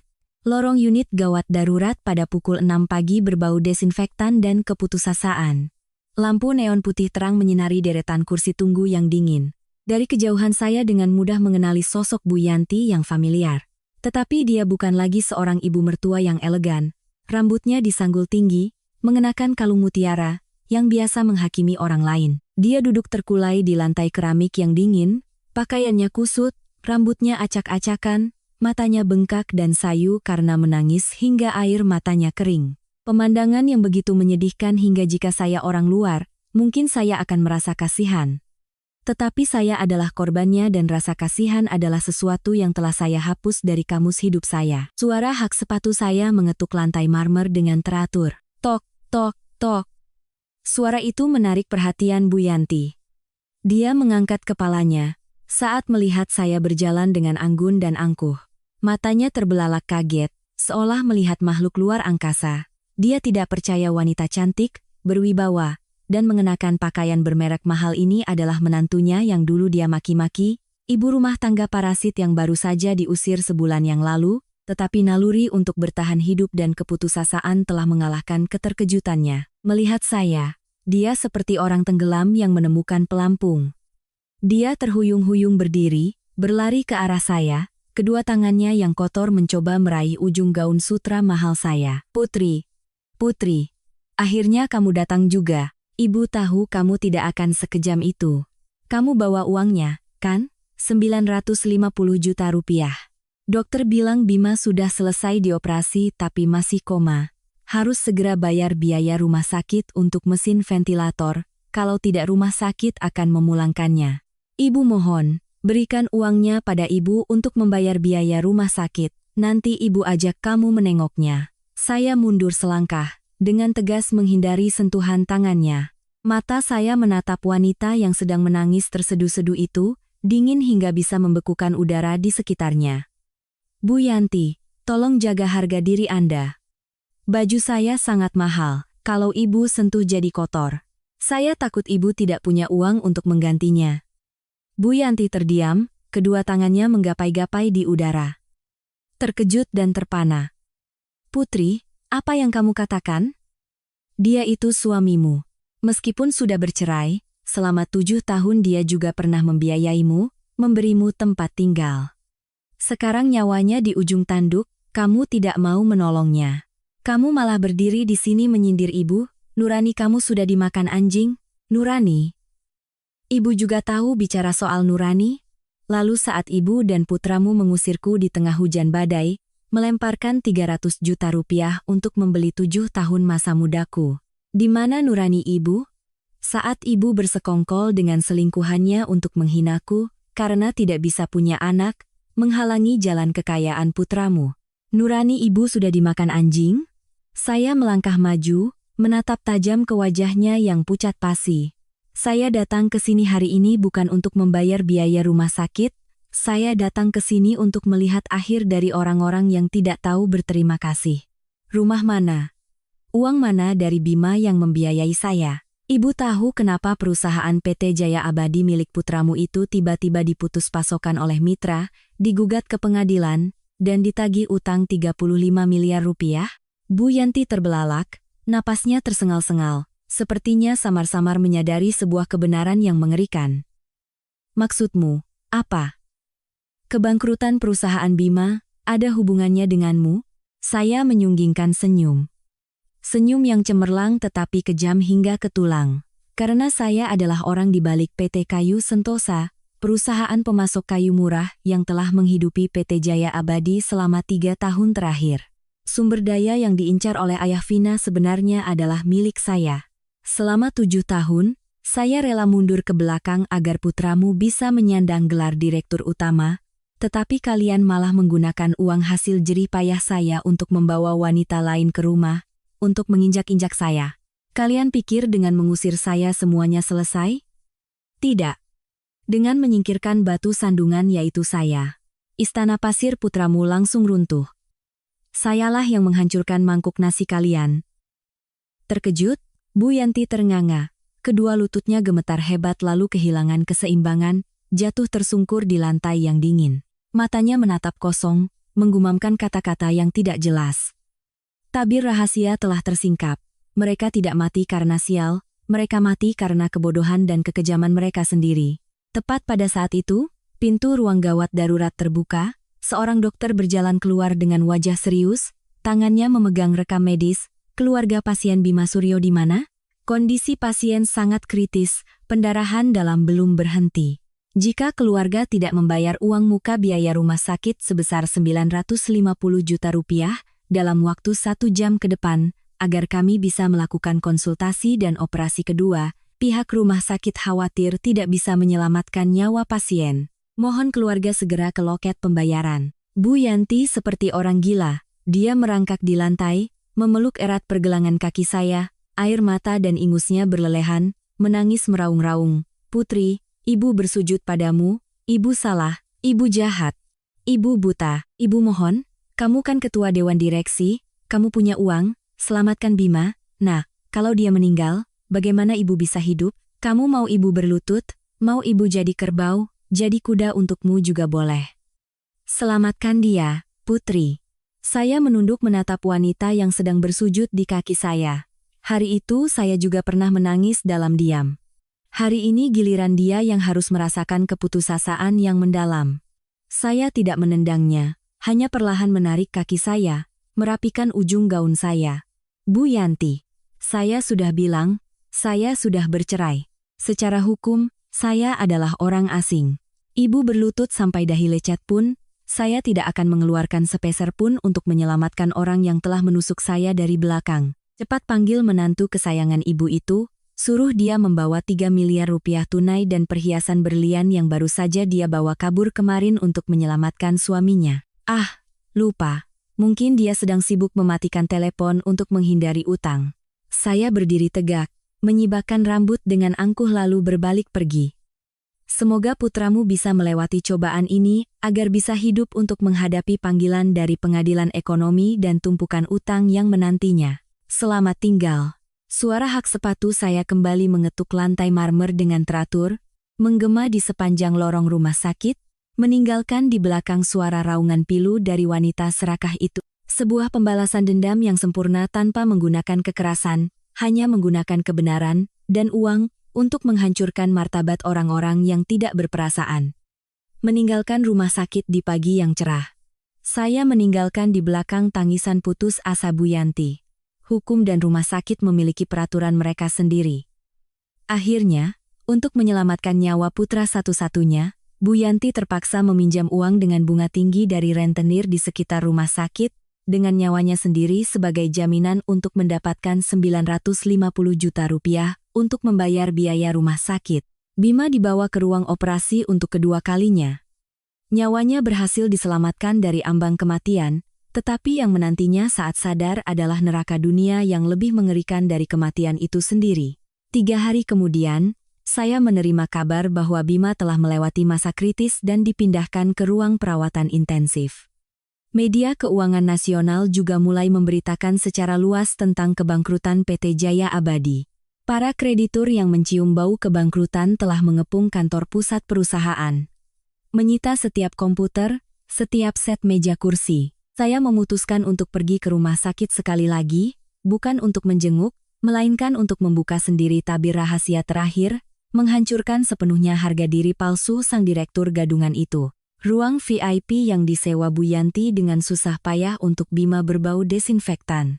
Bima terbaring di tempat tidur, kepalanya diperban putih berlumuran darah, tangan dan kakinya digips, selang oksigen masih terpasang di hidungnya, kulitnya pucat, matanya sayu menatap langit-langit tanpa ekspresi. Bu Yanti tertunduk di samping tempat tidur, kuyu dan lesu seperti menua 10 tahun, mendengar suara hak sepatu di lantai. Bima dengan susah payah menoleh. Saat melihat saya, pupil matanya mengecil, napasnya menjadi cepat membuat monitor detak jantung di sampingnya berbunyi tit-tit dengan cepat. Bu Yanti tersentak bangun, bergegas berdiri, mundur ke sudut seperti tikus. Melihat kucing, tidak berani lagi berteriak seperti dulu. Saya menarik kursi dan duduk dengan anggun di samping tempat tidur. Kedua tangan bersedekap, Tatapan dingin menelusuri tubuh ringkih pria yang pernah berbagi ranjang selama 7 tahun. Putri, kamu datang untuk menertawakanku? Suara Bima serak dan putus-putus, kasar seperti amplas yang digosokkan ke kaca. Kesombongan orang yang dulu menendang saya keluar rumah telah lenyap, hanya tersisa rasa malu yang mendalam. Menertawakanmu? Tidak. Bima, kamu terlalu melebih-lebihkan dirimu sendiri. Waktu saya sekarang dihitung dalam miliaran rupiah. Saya tidak punya waktu untuk datang ke sini menertawakan orang yang sebentar lagi tidak punya tempat tinggal. Saya datang ke sini untuk memberitahumu sebuah kabar gembira. Pagi ini bank telah secara resmi menyegel rumah 3 lantaimu. Bima terbelalak, mencoba mengangkat lengannya yang digips, tetapi tidak berdaya. Tidak mungkin. Rumah itu nilainya 20 miliar rupiah. Aku hanya menggadaikannya sebesar 15 miliar rupiah untuk proyek jaringan hotel. Aku masih punya uang.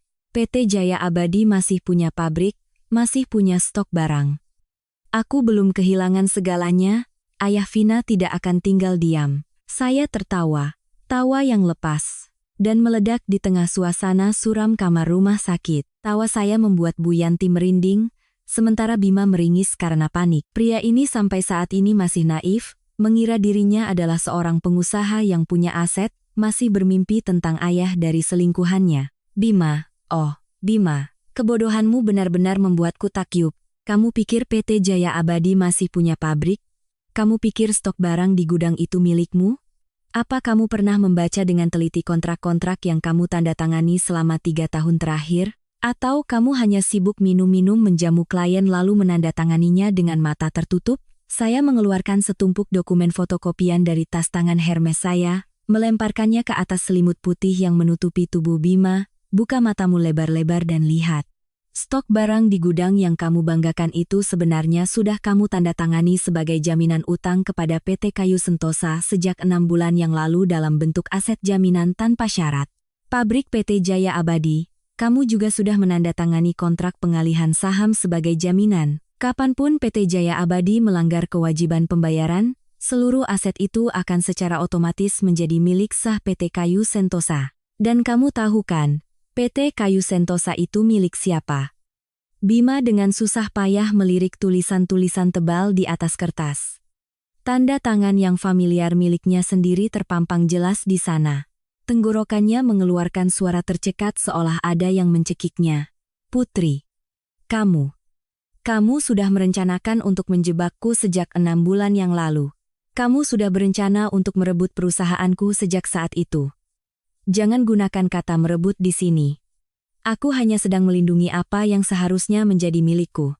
7 tahun yang lalu, aku menjual semua asetku, bekerja siang malam untuk membangun perusahaan ini dari nol. Lalu bagaimana denganmu? Setengah tahun yang lalu, ketika aku menemukan kwitansi pembelian perhiasan untuk selingkuhanmu di saku jasmu, ketika aku menemukan kamu diam-diam menarik uang perusahaan untuk membawa Vina berlibur ke luar negeri. Kamu pikir aku akan diam saja menangis? Tidak. Aku diam-diam mengalihkan semua risiko keuangan ke namamu secara pribadi dan memindahkan seluruh aset real ke bawah kendali PT Kayu Sentosa.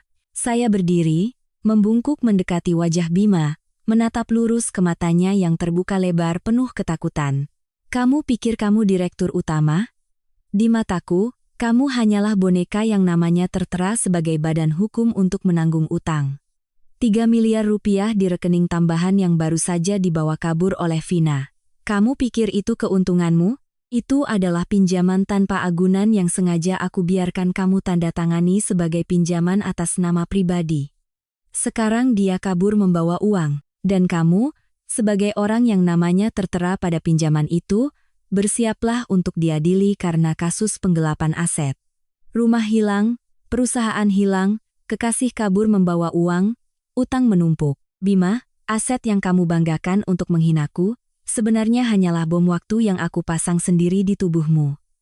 Bu Yanti mendengar sampai di sini, dia benar-benar hancur. Dia berlutut, menutupi wajahnya dan menangis tersedu-sedu. Suara tangisnya yang memilukan menggema di seluruh ruangan. Ya Tuhan, kenapa kamu begitu jahat, Putri? Meskipun dia selingkuh, Kamu tidak bisa mendorongnya ke jurang kematian seperti ini.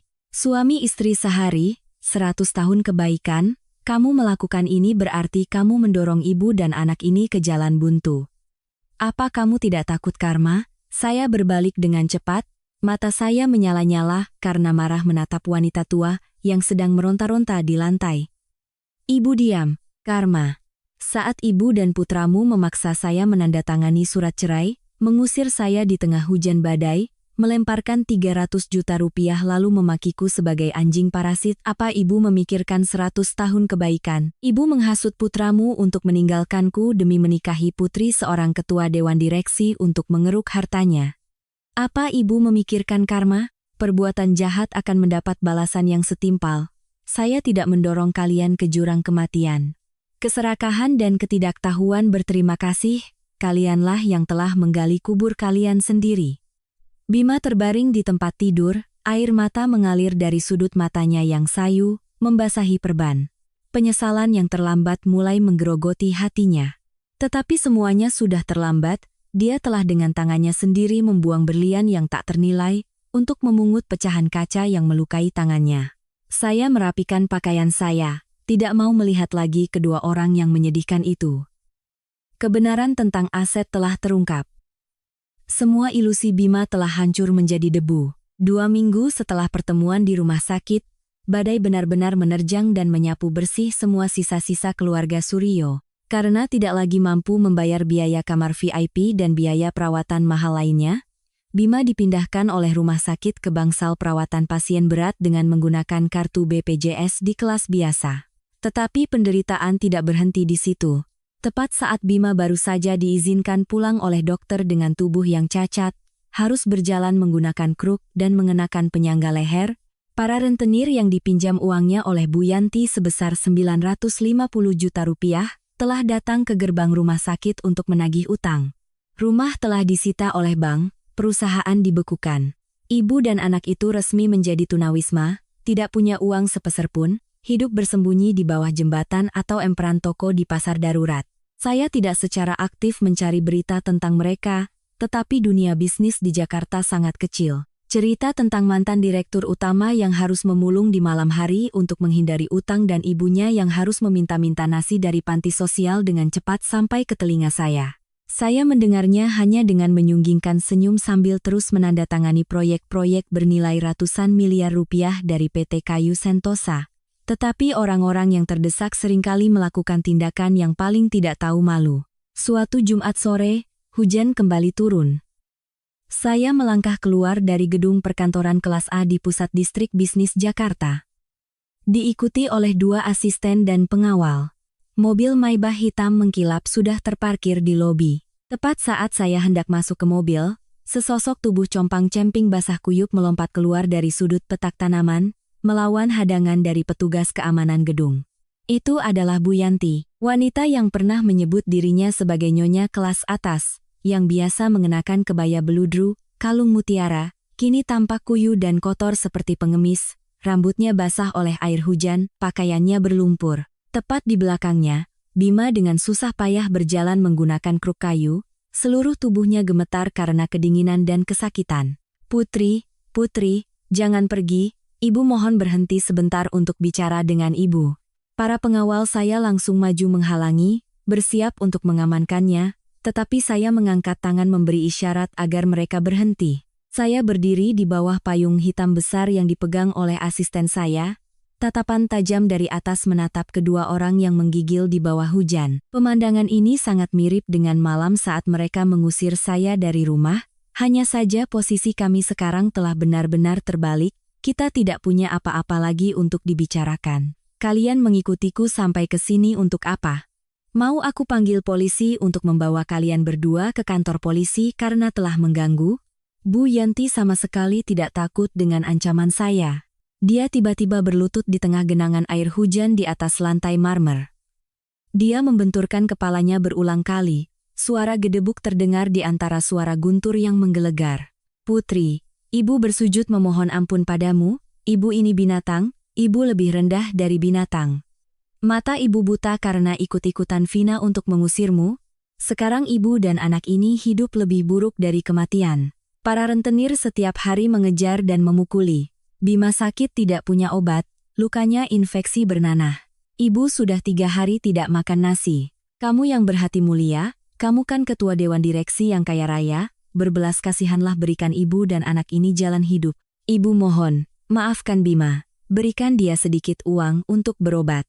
Ibu janji akan membawanya pulang kampung, tidak akan pernah muncul di hadapanmu lagi. Bima berdiri bersandar pada kruknya, air mata bercampur air hujan mengalir deras di wajahnya yang kuyu. Dia menatapku, matanya penuh dengan penyesalan, kesedihan, dan rasa malu. Dia melempar kruknya ke samping, membiarkan tubuhnya yang cacat jatuh berlutut di samping ibunya. Putri, aku salah. Aku memang bajingan. Aku dibutakan oleh setan. Aku pikir Vina mencintaiku. Aku pikir ayahnya akan membantuku menjadi bos besar. Siapa sangka saat aku terpuruk, dia menggigitku dengan mematikan lalu membawa kabur semua uang.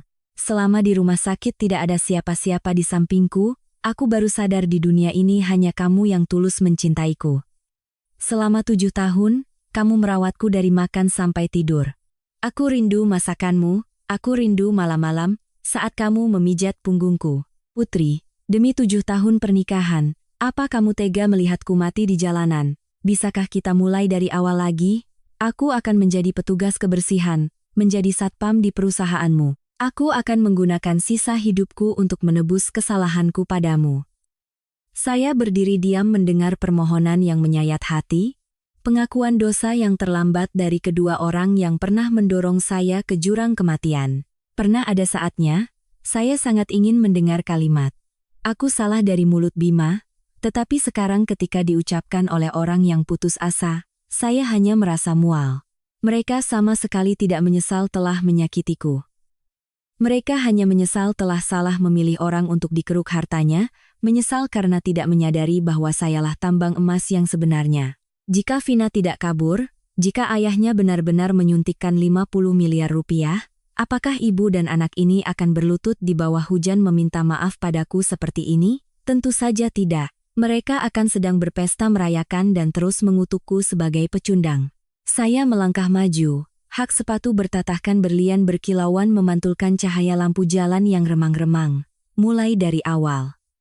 Bima, kamu pikir hidupku ini tempat sampah daur ulang? 7 tahun masa mudaku, kamu hargai 300 juta rupiah. Kalau begitu sekarang nyawamu di mataku juga tidak ada harganya. Kamu rindu masakan yang aku masak? Lalu saat kamu memeluk wanita itu di Hotel Bintang 5, apa kamu ingat aku yang kelaparan di rumah menunggumu? Ikatan pernikahan sudah kamu robek sendiri bersama dengan surat cerai itu. Saya menoleh ke arah Bu Yanti. Wanita yang sedang menangis terseduh-seduh. Dan ibu bersujud memohon sedekah dariku.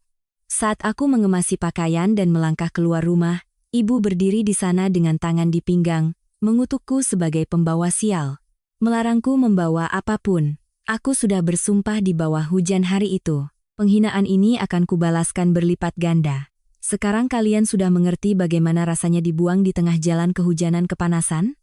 Putri, ibu tahu ibu salah, tapi jangan hakimi orang yang sudah menyerah. Kamu kan berhati mulia, menyelamatkan satu nyawa itu pahalanya besar, nak.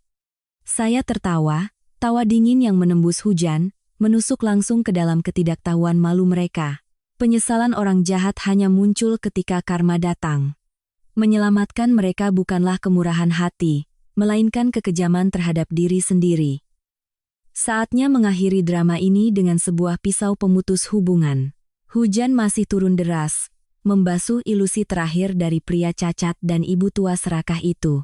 Tetapi saya tidak akan membiarkan mereka memiliki secercah harapan palsu lagi.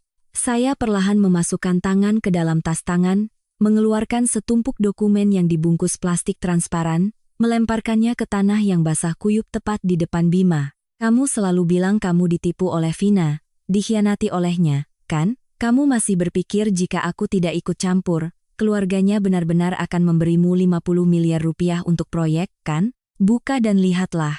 Lihat betapa kebodohanmu telah membawamu ke neraka. Bima dengan gemetar menggunakan tangannya yang lecet dan penuh lumpur, mengambil dokumen itu, meskipun air hujan membuat beberapa tulisan menjadi kabur, matanya tetap terbelalak ngeri saat membaca laporan keuangan rahasia di dalamnya. Jaringan restoran terbesar di kota milik ayah Vina sebenarnya sudah bangkrut sejak 2 tahun yang lalu. Mereka sedang dikejar utang oleh bank dan rentenir hingga puluhan miliar rupiah.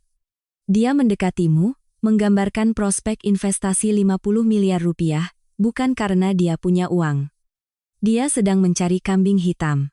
Dia ingin menggunakan kedok perusahaan PT Jaya Abadi milikmu, memanfaatkan reputasi pasokan bahan baku kayu dari PT Kayu Sentosa untuk membuat dokumen palsu, meminjam uang dari bank lalu kabur ke luar negeri. Jika aku tidak bertindak lebih dulu memutus pasokan dan menggugatmu, maka sekarang kamu tidak hanya akan duduk di sini dengan kaki patah, Bima. Kamu akan mendekam di penjara karena menjadi kaki tangan dalam kasus penipuan dan penggelapan aset bank.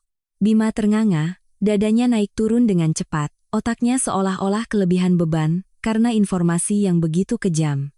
Gambaran masa depan sebagai miliarder yang dia bayangkan ternyata hanyalah sebuah perangkap penipuan tingkat tinggi yang dengan sukarela dia masuki. Vina tidak pernah mencintainya, ayah Vina tidak pernah mau berinvestasi untuknya. Mereka hanya menganggapnya sebagai sapi bodoh untuk diperah susu dan dagingnya.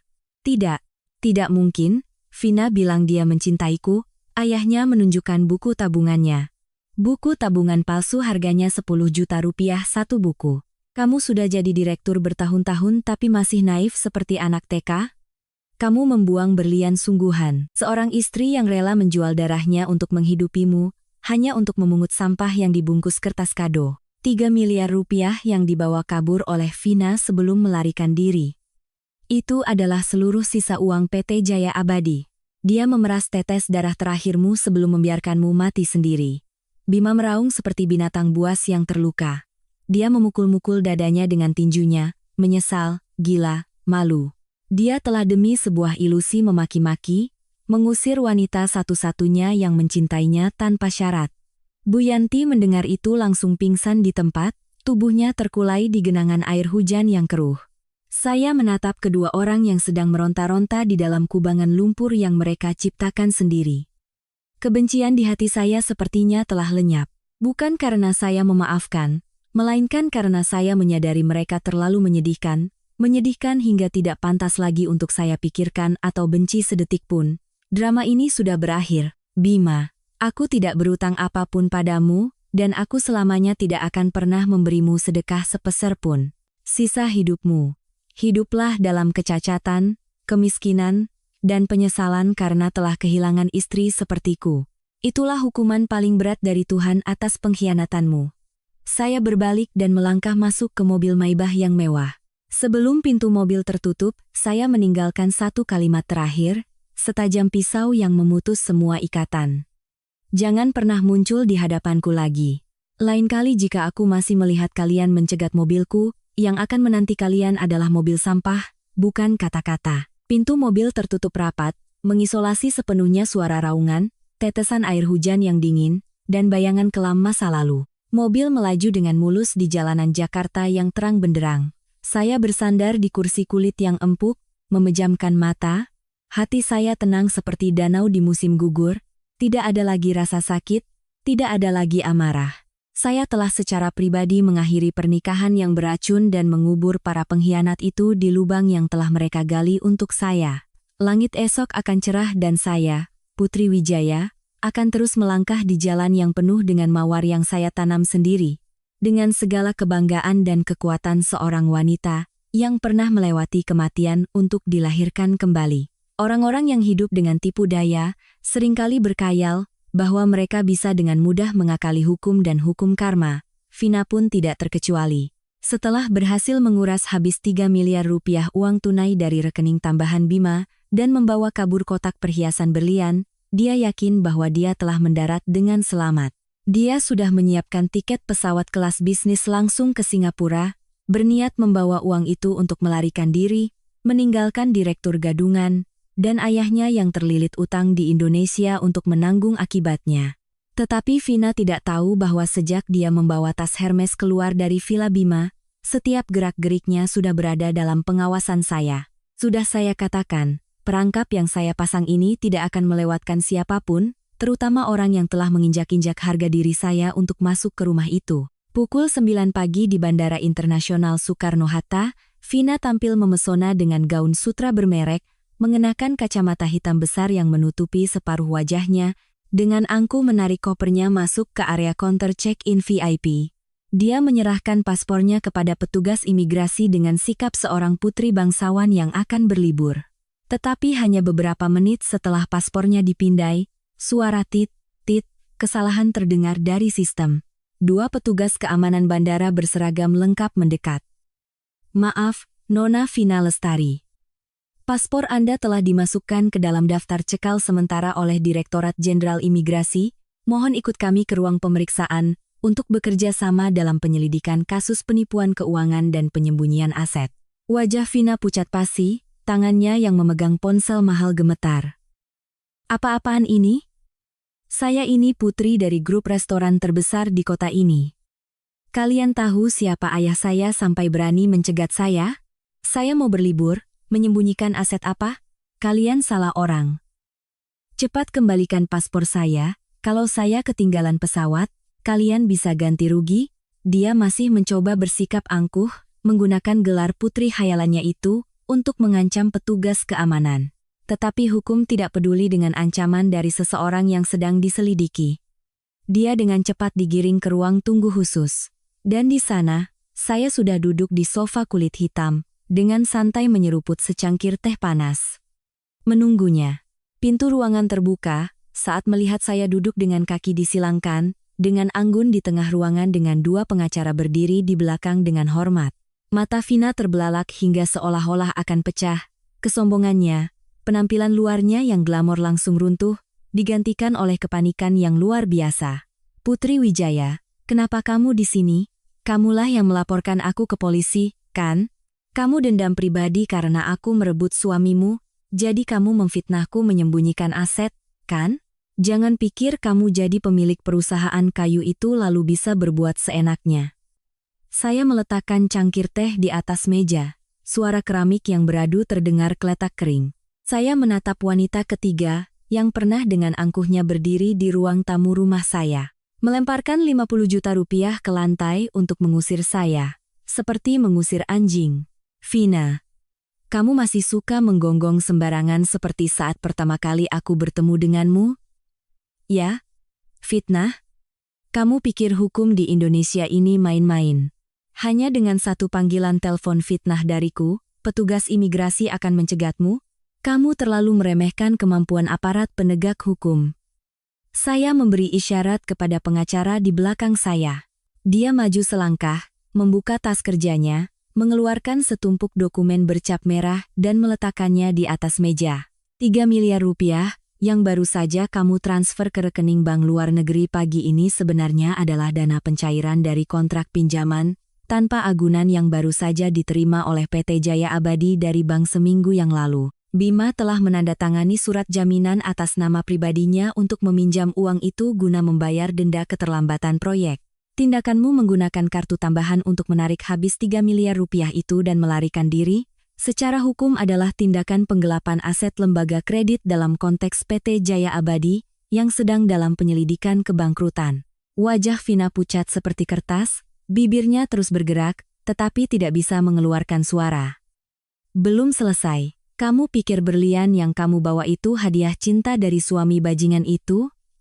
Untuk membeli berlian itu, Bima menggunakan rekening perusahaan untuk menggelapkan uang pembayaran bahan baku dari PT Kayu Sentosa. Perhiasan itu adalah barang bukti kasus ekonomi.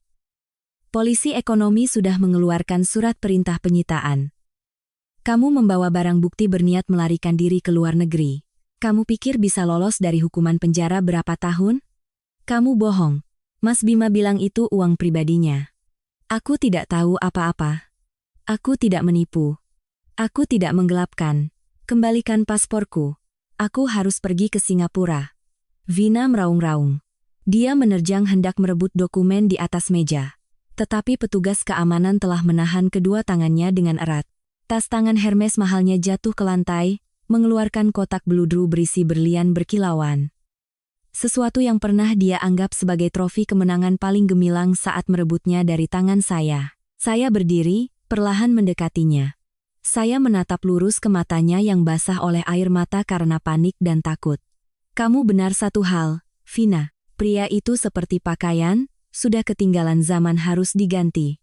Kamu membuang Bima karena dia sudah tidak punya nilai manfaat. Tapi kamu lupa, sebelum membuangnya kamu sudah memakai baju kotor itu. Ayahmu, pemilik jaringan restoran penipu itu, pagi ini juga sudah ditetapkan sebagai tersangka dan ditahan oleh pihak berwenang karena kasus penipuan ratusan miliar rupiah dari para investor.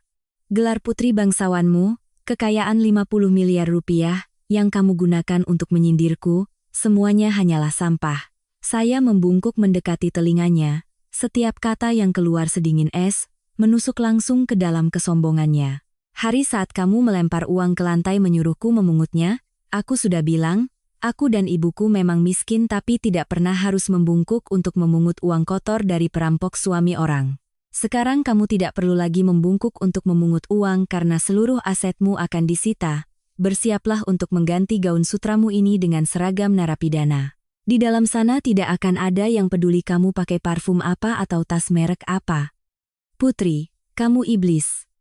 Kamu menjebak kami semua, kamu tidak akan mati dengan tenang. Iblis. Tidak, aku hanyalah seorang wanita yang kalian dorong ke jalan buntu dan aku memilih untuk memegang pisau sendiri untuk memotong cakar-cakar kalian. Sudah. Semoga kamu menikmati liburan panjang di balik jeruji besi. Saya berbalik, suara hak sepatu saya kembali berirama di lantai bandara.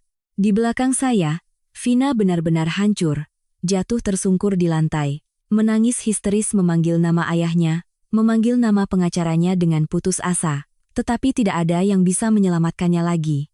Perangkap telah tertutup rapat, pengkhianat menjadi cacat dan terlilit utang. Ibu mertua yang kejam menjadi gelandangan, putri penipu terjerat hukum. Semua bidak catur di papan permainan yang saya atur telah sampai pada akhir yang seharusnya mereka terima. Pembalasan dendam saya tidak berdarah-darah, tidak perlu menggunakan kekerasan, melainkan menggunakan keserakahan mereka sendiri untuk menenun sebuah jerat yang sempurna, mencekik leher mereka hingga mati lemas. 6 bulan berlalu sejak hari yang menentukan di bandara, Jakarta telah memasuki akhir tahun. Udara dingin bercampur dengan hiruk-pikuk jalanan yang dihiasi lampu-lampu Natal. Bagi orang-orang sukses, ini adalah waktu untuk menikmati kejayaan, berbelanja, dan berkumpul bersama keluarga. Tetapi bagi mereka yang tersingkir, ini adalah saat di mana dinginnya kemiskinan dan keputusasaan mengiris kulit dengan sangat menyakitkan. Kawasan kumuh di pinggir Sungai Hitam di Jakarta Selatan adalah tempat berkumpulnya kehidupan-kehidupan di dasar masyarakat. Bau got yang menyengat. Atap-atap seng berkarat yang ditambal sulam saling berdesakan di bawah langit kelabu. Di bawah emperan reyot sebuah rumah kontrakan yang kumuh. Angin musim kemarau bertiup kencang membuat Bima menggigil. Dia duduk di kursi roda tua yang rusak yang dia pungut dari tempat pembuangan sampah. Di sekujur tubuhnya terdapat bekas luka mengerikan sisa kecelakaan. Penyakit infeksi tulang karena tidak punya uang untuk berobat tuntas membuat salah satu kakinya mengecil dan kehilangan kemampuan untuk berjalan. Wajah yang dulu tampan dan rapi disisir dengan gel milik mantan direktur utama itu kini kuyu dan hitam, janggut dan kumisnya tumbuh tidak teratur, matanya sayu dan muram. Dari ujung gang, Bu Yanti berjalan terseok-seok. Dia mengenakan jas hujan sobek, di bahunya memanggul sebuah karung goni berisi botol-botol plastik dan kaleng bir bekas yang dia kumpulkan dari tempat-tempat sampah di jalanan besar. Tangannya yang dulu mengenakan cincin-cincin berlian untuk dipamerkan kepada teman-temannya kini kapalan, pecah-pecah, dan kotor oleh lumpur.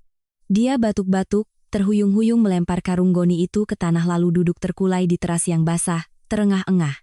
Bima, apa masih ada ubi di dalam panci, Nak? Ibu sudah memulung dari pagi tapi tidak dapat uang sepeser pun. Menjual rongsokan ini mungkin hanya cukup untuk membeli 2 bungkus mie instan untuk bertahan hidup hari ini. Bima menatap ibunya, sudut matanya memerah tetapi dia tidak bisa menangis lagi. Air mata penyesalan telah kering sejak berbulan-bulan yang lalu. Dia menggunakan tangannya yang kurus untuk mendorong kursi rodanya mendekat, memberikan kepada Bu Yanti setengah ubi jalar, yang sudah dingin dan sedikit basi. Ibu makan saja, aku tidak lapar. Sore ini pemilik kontrakan akan datang menagih uang sewa Rp300.000. Kalau tidak ada, dia akan mengusir kita tidur di jalanan. Ibu, Apa ibu bisa pinjam dari siapapun? Pinjam dari siapa sekarang, nak? Saudara-saudara melihat kita terlilit utang puluhan miliar rupiah, mereka memblokir nomor telepon kita, pindah rumah untuk menghindar. Tadi pagi ibu ke pasar minta semangkuk kuah sisa, malah disiram air cucian ikan ke muka, dimaki-maki sebagai orang yang kena karma. Tuhan sedang menghukum kita, Bima. Bu Yanti mengunyah setengah ubi jalar yang dingin. Air mata tuanya mengalir di pipinya yang keriput. Dia teringat masa-masa tinggal di villa 3 lantai. Ada yang memasak dan menyajikan makanan. Pakaian dicuci dan dikeringkan dengan mesin cuci yang wangi. Dulu Putri melakukan semua pekerjaan rumah, dari mencuci piring, mengepel lantai, hingga begadang memijat kakinya, tetapi dia malah membencinya, memakinya sebagai orang yang tidak berguna. Menghasut putranya untuk mengusirnya demi menikahi penipu itu. Jika hari itu dia menghargai menantunya yang berbakti itu, maka sekarang dia akan sedang duduk di ruang tamu yang hangat menonton televisi, bukan menggelandang memulung sampah di bawah jembatan seperti anjing liar. Bima menunduk, kedua tangannya mencengkeram erat pelek kursi roda hingga berdarah. Tiba-tiba dari televisi tua yang menyala dengan volume keras di rumah tetangga terdengar musik pembuka, yang familiar dari sebuah acara bincang-bincang pengusaha di stasiun televisi nasional. Suara pembawa acara wanita yang merdu terdengar, menarik perhatian Bima. Pemirsa yang terhormat, tamu acara wajah pengusaha hari ini adalah seorang miliarder wanita yang memulai usahanya dari nol, yang telah menciptakan gebrakan besar di industri pasokan bahan bangunan. Beliau adalah Ketua Dewan Direksi PT Kayu Sentosa, pengusaha wanita Putri Wijaya. Selamat pagi, Bu Putri. Diketahui tahun lalu PT Kayu Sentosa mencapai pertumbuhan rekor. Bisakah Ibu berbagi rahasia, bagaimana seorang wanita bisa mengatasi badai kehidupan untuk berdiri di puncak kejayaan seperti hari ini? Bima seperti tersengat listrik, seluruh tubuhnya kaku, dia dengan panik menggunakan tangannya untuk mendorong kursi rodanya ke arah pintu.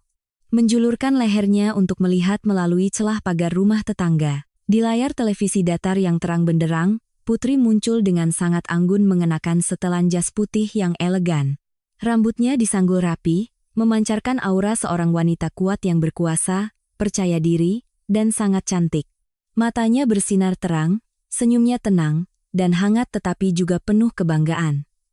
Dia sangat berbeda dengan istri yang berpakaian sederhana, pendiam dan pasrah yang pernah dia cemoh dan tinggalkan. Di televisi, Putri tersenyum tipis, suaranya yang dalam dan tajam terdengar. Putri di televisi rahasia saya sangat sederhana, yaitu ketika hidup melemparkan surat cerai dan pengkhianatan ke wajah Anda. Jangan jatuh dan menangis, gunakan rasa sakit itu sebagai batu loncatan. Pria bisa mengkhianati Anda, tetapi karir dan uang yang Anda hasilkan dengan keringat dan air mata Anda sendiri tidak akan pernah meninggalkan Anda. Saya pernah kehilangan segalanya dalam satu malam hujan, tetapi malam hujan itu jugalah yang telah membersihkan ilusi naif saya, sehingga saya menyadari nilai diri saya yang sebenarnya. Setiap kata-kata Putri seperti pisau tak terlihat yang menusuk dada Bima. Hatinya hancur berkeping-keping. Wanita sempurna, kaya, cantik, dan berkuasa yang sedang dikagumi oleh seluruh negeri di televisi itu. Pernah menjadi istrinya, pernah menjadi miliknya seutuhnya. Dia pernah rela memasakkan semangkuk mie instan panas untuknya di tengah malam, pernah menjual peninggalan ibunya untuk membantunya memulai usaha. Jika dia tidak dibutakan oleh keserakahan dan nafsu, jika dia tahu bagaimana menghargainya, maka sekarang dialah pria yang berdiri di samping sang ketua dewan direksi itu. Dia akan memiliki kerajaan bernilai triliunan rupiah, memiliki keluarga yang bahagia, dihormati oleh seluruh masyarakat, tetapi dia telah dengan tangannya sendiri menghancurkan berlian satu-satunya dalam hidupnya. Putri, aku salah, aku benar-benar salah. Bima menundukkan kepalanya di atas kursi roda, menangis tersedu-sedu. Gila, tangisan seorang pria yang kehilangan segalanya, direnggut kehormatan, kesehatan, dan hartanya, terdengar memilukan di tengah kawasan kumuh yang bau. Dia memukul-mukul kakinya yang cacat dengan tangannya, membenci kebodohannya, membenci kekejamannya di masa lalu. Bu Yanti merangkak mendekat, memeluk putranya yang cacat. Ibu dan anak itu menangis di bawah emperan rumah yang bocor. Mereka menangis di dalam masa depan yang telah tertutup selamanya, karma tidak membunuh mereka seketika, melainkan memaksa mereka untuk hidup menggelandang. Harus setiap hari melihat kesuksesan gemilang orang yang pernah mereka injak-injak, itulah hukuman yang paling kejam dan menyakitkan. Titik akhir bagi sebuah keluarga yang tidak tahu berterima kasih telah ditutup dengan sempurna. Tidak ada keajaiban yang bisa menyelamatkan orang-orang yang telah kehilangan sisi kemanusiaannya. Saat televisi di kawasan kumuh pinggir sungai itu baru saja mematikan gambar saya, di tempat lain di kota, saya sedang duduk di balkon penthouse saya, menikmati secangkir teh kamomil hangat. Jakarta pagi ini sangat indah, langit cerah tanpa awan. Sinar matahari keemasan menyebar rata di atas gedung-gedung pencakar langit. Badai telah berlalu, meninggalkan ruang yang tenang, damai, dan murni hingga ke tulang. 6 bulan terakhir, hidup saya telah mengalami perubahan yang luar biasa. Saya bukan lagi Putri Wijaya yang hidup di bawah bayang-bayang seorang pria pengecut. PT Kayu Sentosa terus memperluas pangsa pasarnya. Saya berhasil menandatangani serangkaian proyek internasional, menjadi salah satu pengusaha wanita paling berpengaruh di industri ini. Saya bepergian, merawat diri, berpartisipasi dalam yayasan amal untuk melindungi wanita dan anak-anak yang lemah. Hidup saya sekarang lebih cemerlang dan berharga daripada berlian manapun. Terkadang saat duduk merenung, saya tidak lagi merasa benci pada Bima, Bu Yanti atau Vina. Pembalasan dendam termanis pada akhirnya bukanlah dengan menusuk musuh berapa kali, melainkan dengan menyembuhkan luka sendiri. Tersenyum, berbalik, dan menjalani kehidupan yang jauh lebih berkelas dari mereka. Saya meletakkan cangkir teh di atas meja kaca kecil, memandangi arus lalu lintas yang sibuk. Orang sering berkata, wanita yang dikhianati akan menjadi pahit dan kehilangan kepercayaan pada hidup. Tetapi saya berpikir lain, pengkhianatan pria bukanlah akhir dari segalanya. Itu adalah lonceng peringatan. Itu membangunkan kita dari mimpi-mimpi semu tentang cinta dongeng, di mana wanita selalu berpikir bahwa hanya dengan berkorban, bersabar, dan mundur ke belakang, mereka akan dihargai. Tidak, para wanita, pengorbanan buta tidak akan pernah ditukar dengan kesetiaan. Ketika Anda mundur ke belakang, Anda tanpa sadar mengubah diri Anda menjadi bayangan. Dan pria, mereka selalu suka menghadap matahari untuk mengagumi hal-hal yang cemerlang, bukan menoleh ke belakang untuk melihat bayangan hitam yang pudar. Pelajaran berdarah yang saya dapatkan dari pernikahan 7 tahun saya adalah jangan pernah menyerahkan kendali hidup Anda ke tangan seorang pria.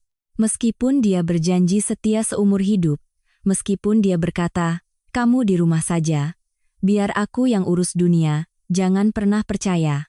Karena ketika badai datang, sangat mungkin orang yang pernah bersumpah itulah yang membawa badai untuk Anda. Senjata paling tajam seorang wanita bukanlah kecantikan, juga bukan air mata. Kecantikan akan pudar, air mata akan kering. Satu-satunya senjata yang akan membantumu berdiri tegar di tengah kehidupan yang kejam ini adalah kecerdasan dan kemandirian finansial. Uang tidak bisa membeli kebahagiaan. Kalimat ini hanya separuh benar. Uang hasil jerih payah Anda mungkin tidak bisa memberimu cinta sejati, tetapi itu bisa memberimu martabat. Ketika Anda punya uang, diusir suami dari rumah, Anda bisa dengan gagah membawa koper dan check-in di hotel bintang 5. Menikmati anggur dan memanggil pengacara untuk menyelesaikan masalah. Daripada harus berdiri kehujanan menangis di jalanan seperti anjing liar yang dibuang, ketika Anda punya kuasa. Tidak ada wanita ketiga, tidak ada ibu mertua yang berani berdiri di depan Anda untuk melempar uang ke tanah dan menghina Anda. Bukan karena saya berjiwa besar memaafkan orang-orang yang telah menginjak-injak saya. Saya melepaskannya karena saya menyadari bahwa menyimpan dendam di hati hanya akan mengotori jiwa saya. Saya telah dengan tangan saya sendiri membersihkan tumpukan sampah bernama keluarga mantan suami, membuangnya ke dalam lubang yang pantas mereka dapatkan. Sekarang, pikiran saya adalah sebuah taman yang bersih, hanya untuk menanam benih-benih rencana baru, untuk kedamaian dan cinta kasih bagi orang-orang yang benar-benar pantas, melupakan badai yang telah berlalu. Sekarang, saat duduk tenang di dekat jendela kaca, memandangi kota yang menyala dengan lampu-lampu gemerlap di malam yang damai, hati saya tidak lagi merasakan sedikitpun kebencian atau kemenangan. Aneh sekali.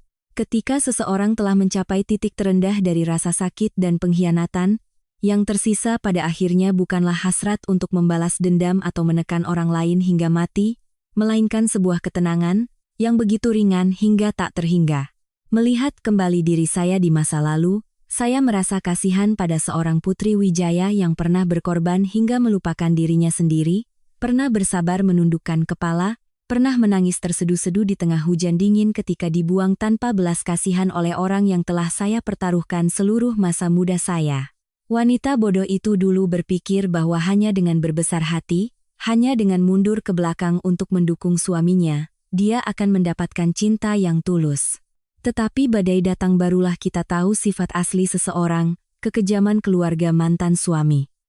Surat cerai yang dingin dan kata-kata hinaan hari itu adalah api yang membakar habis kelemahan terakhir dalam diri saya. Kemalangan telah memaksa saya untuk keluar dari kepompong. Berubah dari seorang istri yang pasrah menjadi seorang wanita yang tegar, mandiri, dan memegang kendali atas hidupnya sendiri. Saya menyadari bahwa pembalasan dendam yang paling sempurna bukanlah dengan mengutuk atau menyiksa musuh, melainkan dengan melepaskan abu masa lalu untuk membangun sendiri sebuah kerajaan yang gemilang, di mana tidak ada seorang pun yang berhak menginjak-injak saya lagi. Dari kisah berdarah dan air mata hidup saya tiba-tiba menyadari sebuah kebenaran mendalam yang mungkin perlu dipegang teguh oleh setiap wanita agar bisa hidup lebih cemerlang. Kita dilahirkan dengan hati yang peka. Selalu mendambakan sandaran, tetapi jangan pernah mempertaruhkan seluruh hidup, kebahagiaan, dan kegembiraan kita di tangan seorang pria. Pernikahan adalah sebuah perjalanan kereta yang panjang. Orang bisa membeli tiket untuk naik kereta bersamamu, tetapi juga bisa dengan sengaja atau tidak sengaja turun di stasiun di tengah jalan. Jika Anda tidak tahu cara mengemudi sendiri, kereta Anda akan oleng dan jatuh ke jurang.